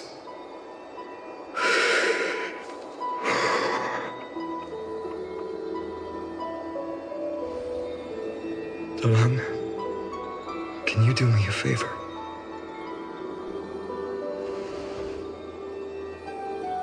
Please deliver a message to Lord Crateros. Have him gather the Holy City guards and the Kremnoans to spread the word from door to door. At the lucid hour tomorrow, Finan will speak at the Marmorial Palace. Urge everyone who has concerns about the Holy City's future and the Flame Chase journey to attend this gathering. Tell them Aglaya has left Amphorius the seeds of hope. Thank you. It's been a harrowing day for everyone. Please make sure to rest well and collect your thoughts. I need to prepare.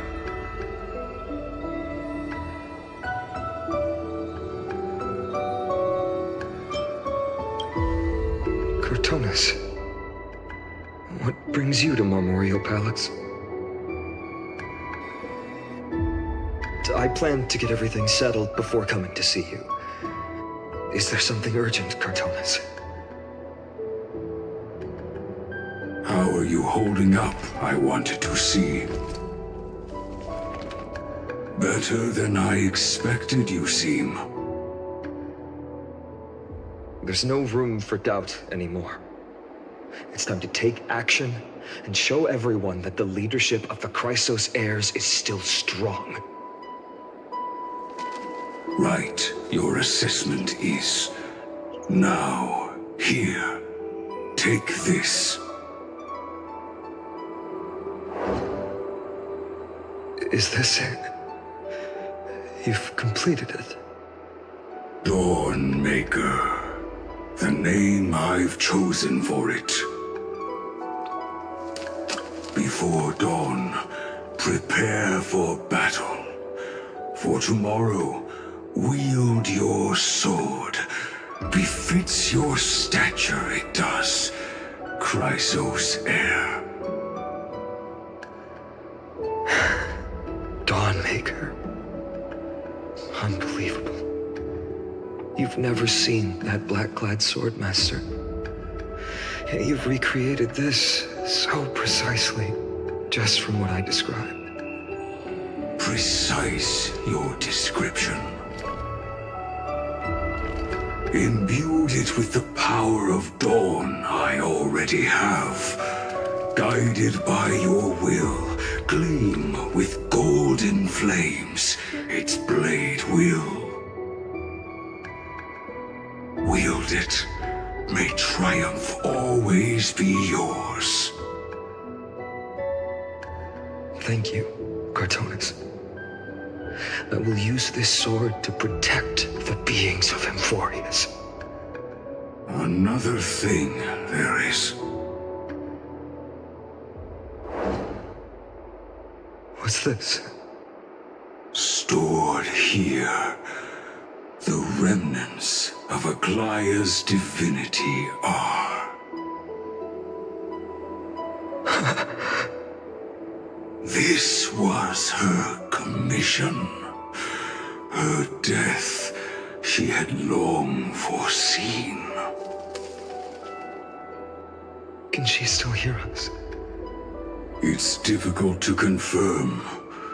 About divinity, we know very little. In this way, she wanted to be with you. Always. I understand. Let me keep it. With this, I'll have another constant companion by my side. May this world never have need for a deliverer. Someone told me long ago. But when the world dashed her hopes and fell into disarray, if she could see me now, leading from the front, rallying people against their destiny, she would surely smile.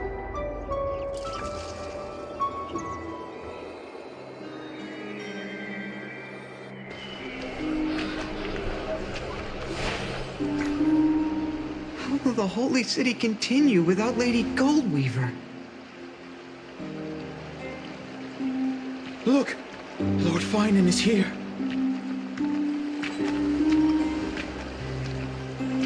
Will he step up to lead Akama?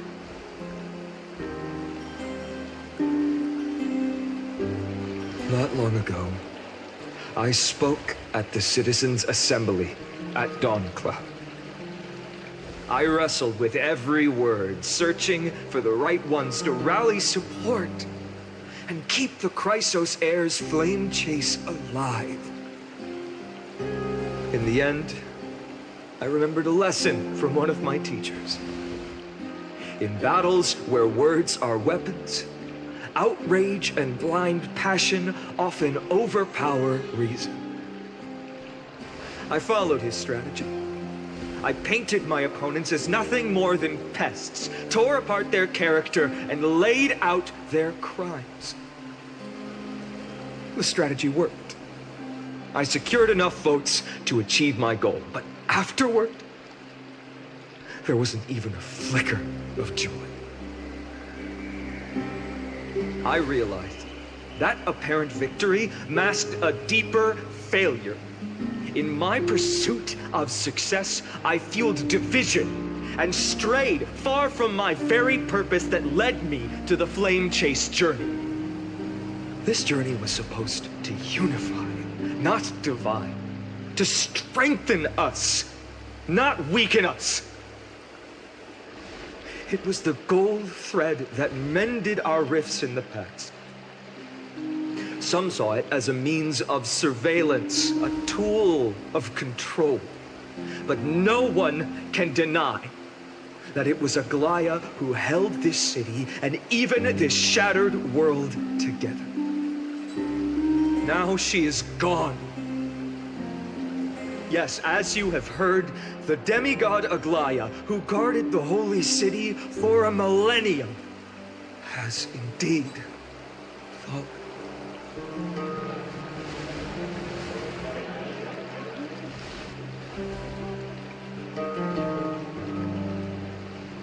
Who murdered Lady Goldweaver? Find the murderer! Make them pay!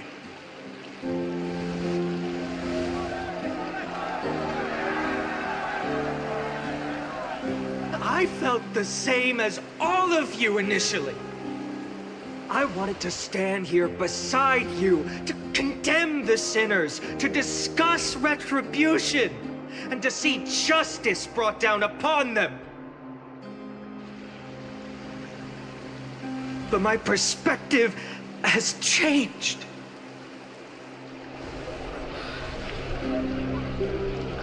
The golden threads that once bound this city have unraveled. Yet no one is celebrating their freedom from control. In the empty markets, bath chambers, one feeling lingers. Unease. Deep down, we all know the last safeguard against the harm we may do to each other is gone. No divine power will protect us from the malice in our hearts. From now on, only the moral code we choose to uphold for ourselves will stand between us and the abyss. Finan has a way with words.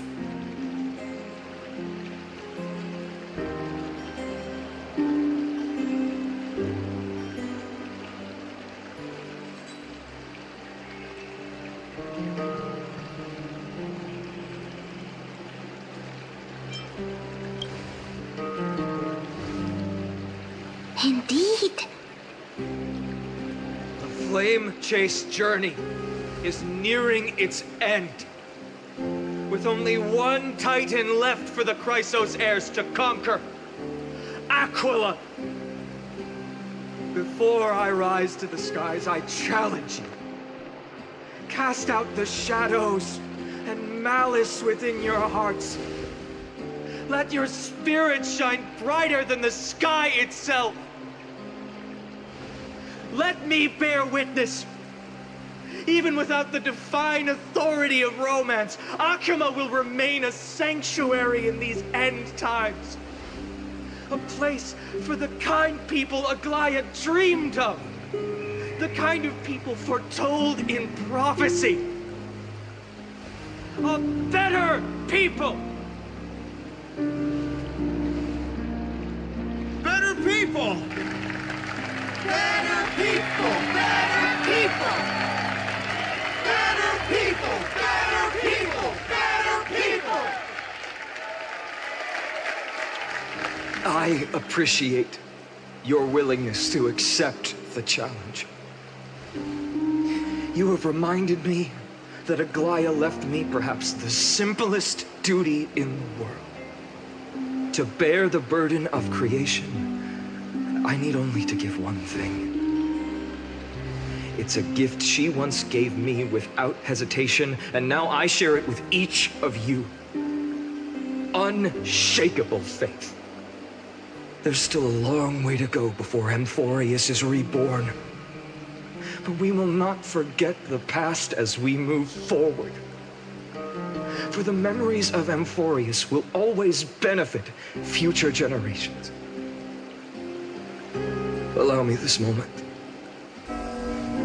I want to borrow a few minutes of your time to commemorate a demigod who protected the holy city for a millennium. She was Akima's dressmaker, the leader of the Chrysos heirs, the Gold Weaver, Aglaya, and her greatest feat was being a selfless person.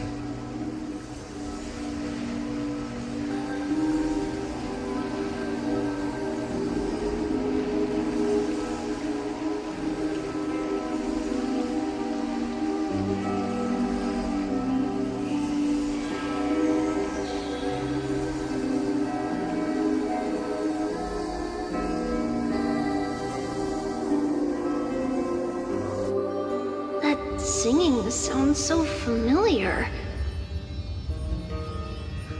That's our song, and Snowy used to love it. Yes, Lady Trian. For that child filled with anxiety. Your songs always dispelled the clouds in my heart. Even if for just a moment. Snowy was so cute and kind when he was little. Now, you've grown so much. Maybe not as cute, but still just as kind. Time spares no one, so there's nothing we can do. But kindness, you helped nurture it in me.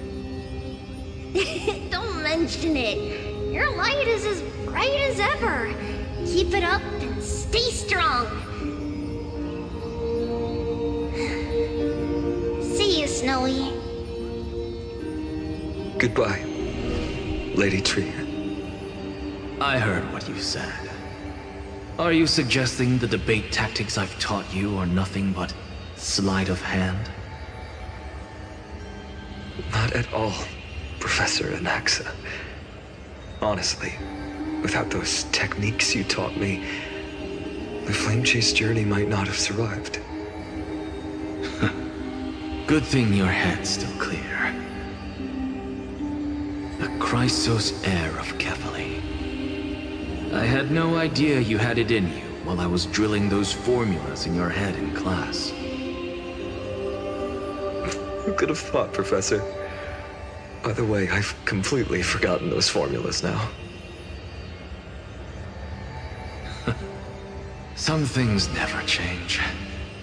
In our next lives, I'll teach you how to truly embrace your divine duties.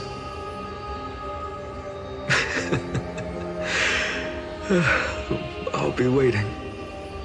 Goodbye, Professor Anaxa. Miss Castros? Aren't you going to say something? Lord Finan, you have always been so approachable. Ever since we first met, you've seen me as a friend.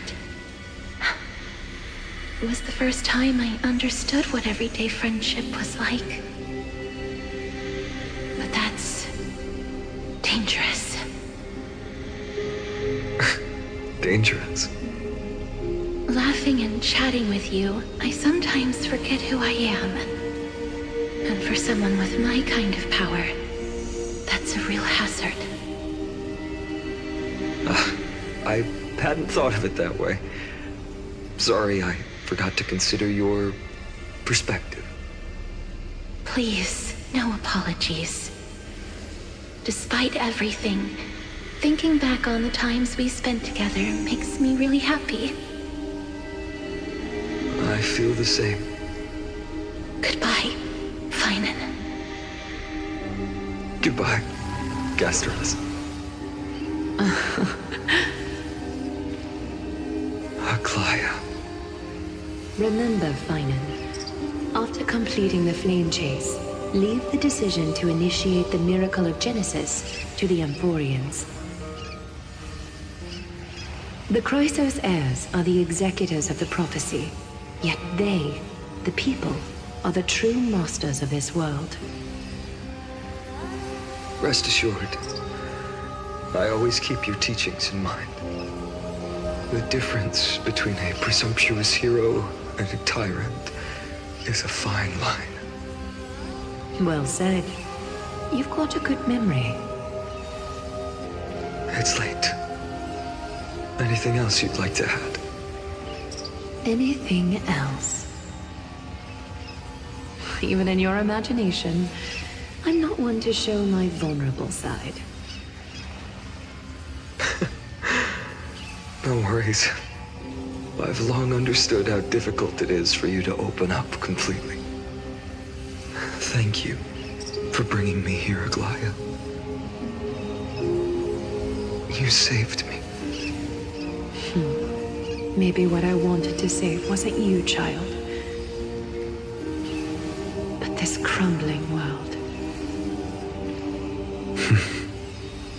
Goodbye, Finan. Goodbye, Aglaya. Did you forget me? Forget you. Like I'd ever. We aren't parting ways forever. You're just off to guard the gates at Castrum Kremnos. Let's not make this a tearful farewell.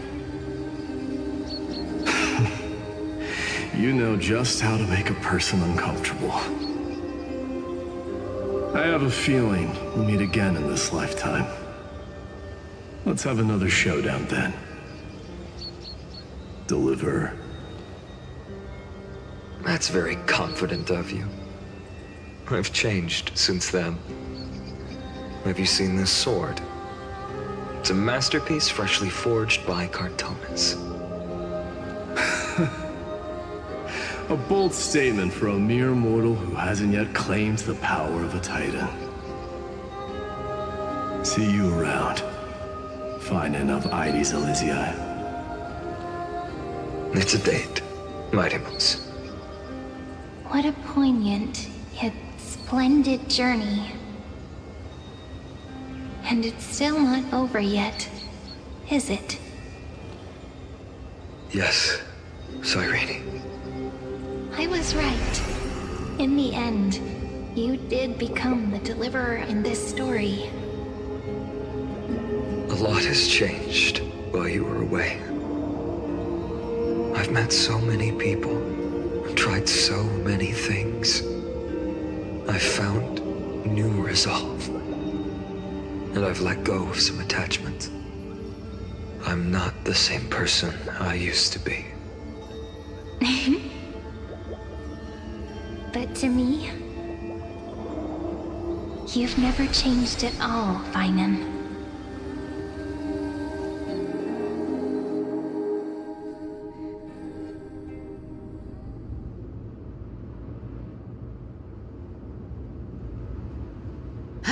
Dawn Cloud, this place holds so many different kinds of memories. I remember you could see the Gold Weaver sign from here, all the way down the mountain. But my eyes aren't what they used to be 1,000 years ago.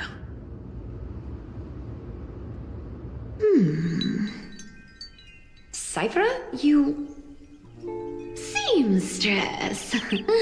Tell me, does Akama have any treasures so rare that not even your... I mean, our shop has seen? Of course it has. I heard there's a gem of all worlds hidden somewhere in Dawn Cloud. Apparently, it's a piece that fell out of the Dawn device. It's truly a priceless treasure, being a part of Kefali's divine body. Even I, the Gold Weaver, cannot witness its glamour. Gem of all worlds. Nice! Got it! Well, please keep looking after the shop while I...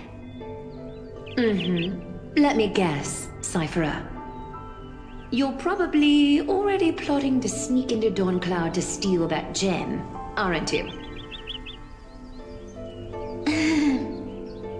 And your next move is probably trying to sell it to the highest bidder, then distribute that money to the poor and the refugees in the Holy City?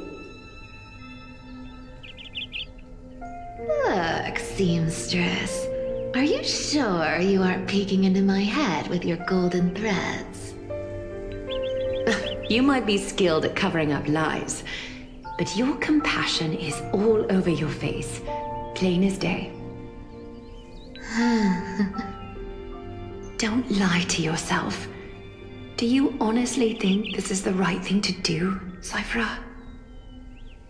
What else am I supposed to do? That's the only thing I can do with my power. You keep talking about how I have the potential to become a good person, or even what people call a hero. But I don't know what I need to do to get there!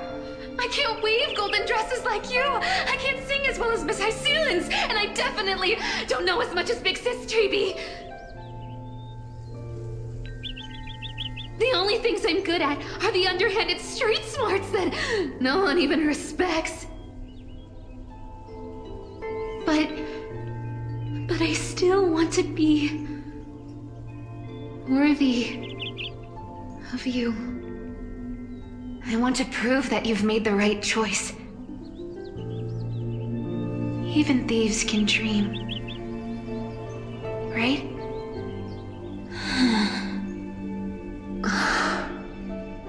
I know, Cyphera. I know. You are justified in your anger. Destiny is never fair. And your path is doomed to be even worse than everyone else's. You are fated to walk in the dark and bear the world's misunderstanding in this journey. But you have to believe that everyone in this world is unique in their own way. I am convinced that you're the only one who can bear the authority of trickery, even if you have to contend with the legendary 300 master thieves of Dolos. Aglaya. I just want everyone to believe that the world is beautiful, and that everyone is simple and kind. If only I could get everyone to believe that. Would that lie become reality? If enough people believed in it, even though it's a lie. Lies will always be lies, Cyphera. But sometimes they can be more noble than the truth. Huh. Are you really planning to just stand there forever? Honestly, sneaking around doesn't suit you, Deliverer.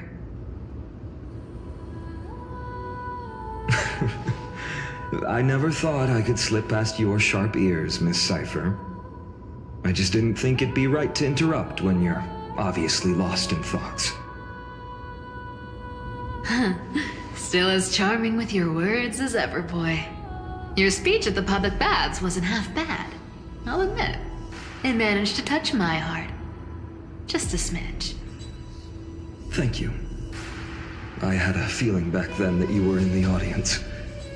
Intuition certainly is a thing of wonder. Oh, and you didn't call me out on the spot. You waited all this time to tell me. Well, I thought you'd need some time to yourself. After she passed away.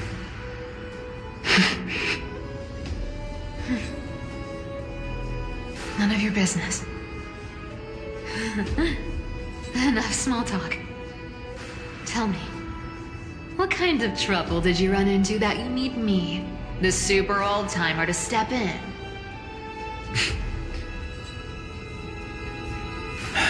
We've only met a couple of times, but you've always gone straight to business. I respect that about you, old-timer, so I'll cut to the chase. You're probably aware that Aglaya has earned the support of the entire city for the Chrysos heirs. Everyone believes that she died at the hands of council members who were against the flame chase, and the citizens' fury has been dragging these schemers out of the shadows one by one. But they didn't get everybody. To this day, we still haven't found Elder Kainos, the leader of the Cleaners. Ah, I see. You're afraid she'll do something wild now that she's pushed into a corner, aren't you? Yes. I believe that Kefali's core flame, forever enshrined above the council theater, would be the opposition's final trump card against the Chrysos heirs. We're setting out to campaign against Aquila in a few days. With the Chrysos heirs gone, it'll be their best chance to strike. You think those desperate dogs will try to snatch the core flame while you're gone? So, you want me to give them a nice long walk while you're away, right? You sure saw right through me, Miss Cypher. I know exactly what you can do. Godlike speed, perfect disguises, untraceable movements, and that most enigmatic authority of trickery. I have only one request. Please, use whatever tricks you need to protect Kefali's core flame. Even if you have to deceive the rest of the Chrysos heirs as well. Uh-huh. Hey, Deliverer. Do you honestly think that there's no way I'll turn you down? Do you even have any plan Bs if I decide to nope out on this? As the demigod of trickery, there are no other trump cards in the world that can outrank you. I'm sure you know the answer to your own question, Miss Cypher. What confidence. You talk as if you have everything in the palm of your hand. Huh. So you did learn a thing or two from her. I'll give you that. Then let me tell you something you don't know. The Flame Reaver. They've been watching Akama closely. You mean...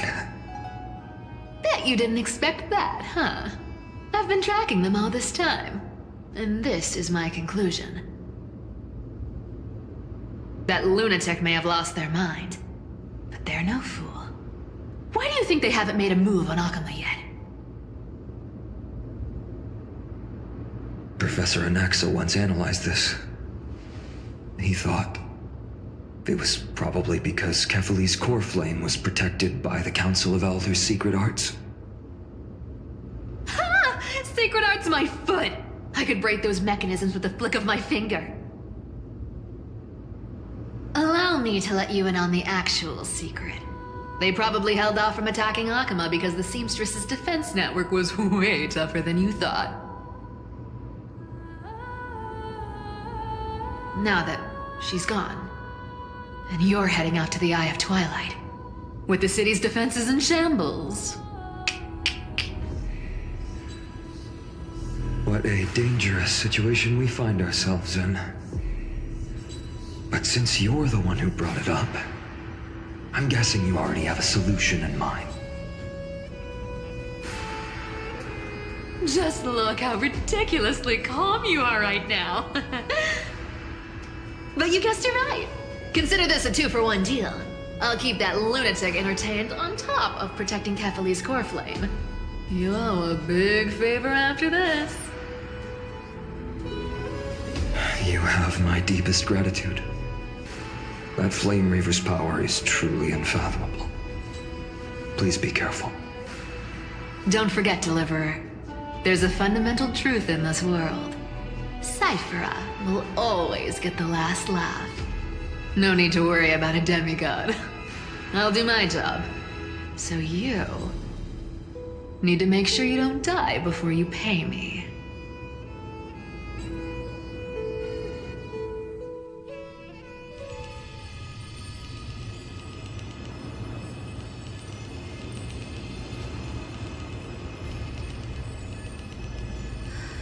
I'm back. I've been trying to stay away from here since the Black Tide destroyed the grove. And through that, stay away from the memories that might make me sad. But the wind keeps pulling me back. Maybe that's the Twilight Courtyard's duty, after all.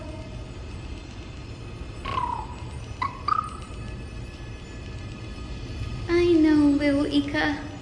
I know. I too miss the days when we all studied together.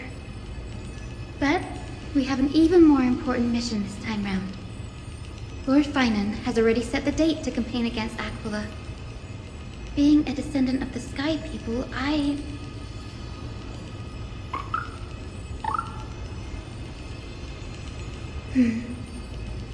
You're right. At least I can still afford to get lost in thought once in a while. Oh, ancestors.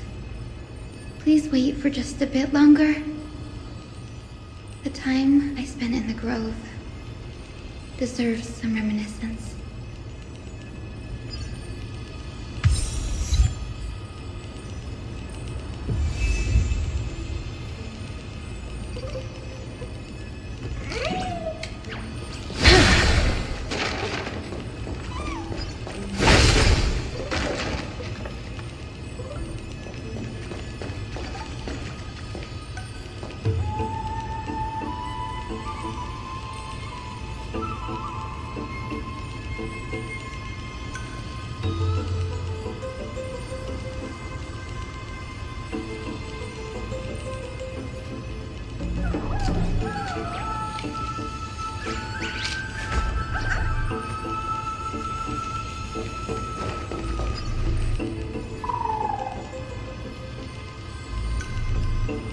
Was where Professor Anaxa gave us the lesson. I can still see that day in my mind. And that was your last lesson in the Grove. Now, each of you will head off on your own path. How much the Grove's teachings can help you in the real world depends on how well you can put knowledge into practice. However, heed this warning. If you ever do anything disgraceful out there, don't ever claim you were the student of Anaxagoras, one of the 7 sages. Professor Anaxa, there are still other classes scheduled on the calendar. Are you sure you didn't... Firstly, Call me Professor Anaxagoras. Secondly, to clarify, the last lesson means the last lesson I will teach you. I will be entering seclusion from today onwards to research ancient alchemy, and all my teaching activities will be put on hold. Ah, I see. So you're saying that the lessons taught by all the other teachers aren't good enough to be considered lessons?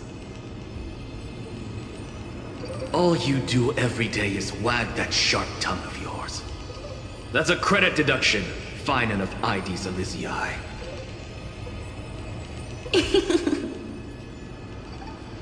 I have nothing left to say. Next. Please wait, Professor.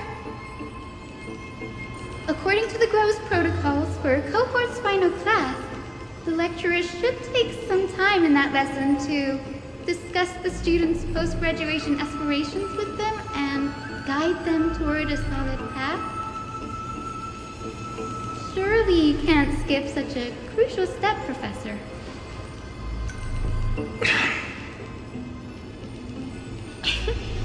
The teaching assistant, Miss Hyacine, is truly Professor Anax's nemesis. Fine. Since Hyacinthia insists on this, let's go through the process. Since some of you are so eager to speak, why don't we start with you, Finite of IDs Elysiae? What is your post-graduation aspiration? Me? Well, it's not exactly an aspiration, but the only thing I want to do is to protect the people I care about.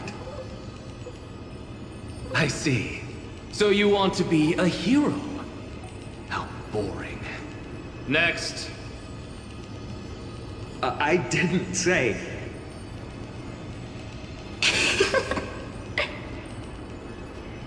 Castorus, you've been giggling for quite some time. How about you go next? Perhaps my answer is a bit vague and meaningless, Professor Anaxagoras, but I hope the world can be freed from the agony of death, so that every living being may find calming peace. How naive. So naive that it makes me want to weep for your fairy tale. See, this is why I don't want to follow those outdated protocols. All I get are boring answers. Since you suggested this whole process, why don't you wrap this up, Hyacinthia? Share your aspiration with everyone, and let's see if yours stands out. So it's finally my turn. Good thing I came prepared. My aspiration is nothing less than completing the final blank page at the end of the hero's epic. Blank page? An interesting description. Do explain, Assistant. I've read all of Amphorius's heroic epics while studying at the Grove, and a common thread came to my attention. Almost every epic ends with a description of the hero's achievements, but few mention how the everyday people of that time lived. No one recorded the struggles and suffering the commoners endured. So you're saying that, instead of legendary heroes, you're more focused on commoners living on the peripheries of historical records. Perhaps I'm influenced by my background. My ancestor, Seliosi the Day Thunder Knight, raised her spear against the sky and ushered in the flame-chasing era that continues to this day. Her story is told to every child descended from the Skyfolk. We have no doubts about Celiosi's greatness, yet her towering figure overshadowed every record from that entire era. What about the Day Thunder Knight's family, allies and friends? What about the survivors and those who died in the great battles? Whenever I think about their stories by the campfire, I realize the details of those legends have been long lost, and only Celiosi's name remains. Her brilliance had become as blinding as Aquila's, lording over everything on the ground. That's why I'm glad that my era does not lack heroes. All my ancestors had was a sad past, but I have a future I want to protect. Instead of becoming a hero and ushering in a golden Delzus to baptize the world anew, I want to stay in the backline and save all the ordinary humans from drowning in the rising waves. I wish not to return to the sky, but to walk among the masses on Earth. I believe it's the only way for the saga of creation. To include a footnote for the everyday people in its blank page.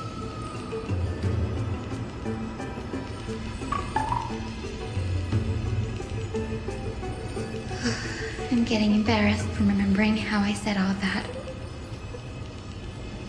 But my beliefs have never changed. Now I really have a chance to stay behind the hero's front line and realize my dream.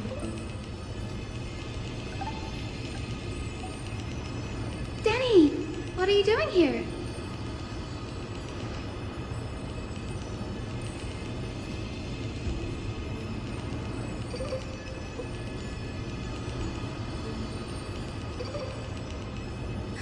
You guessed it.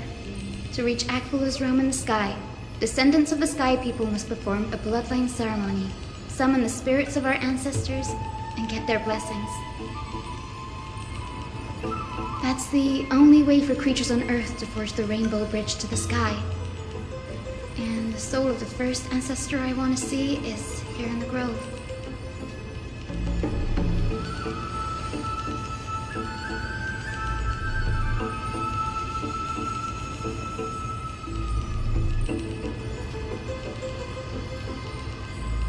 Don't worry. I have little Ika with me. You will protect me, won't you?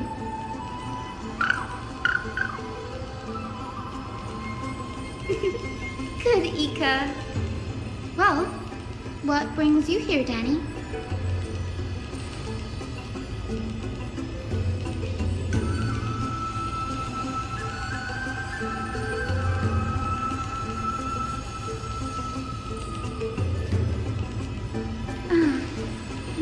Right.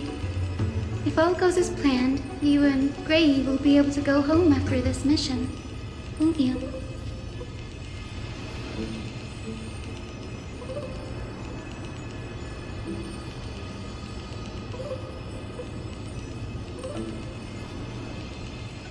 Oh? Could it be that you too have some kind of hidden powers to make prophecies now?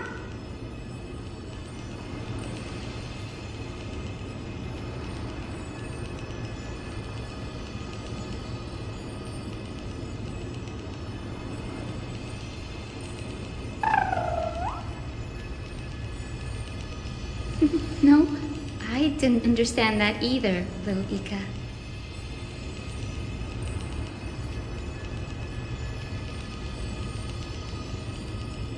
Since we've already met up, why don't you come with me, Danny?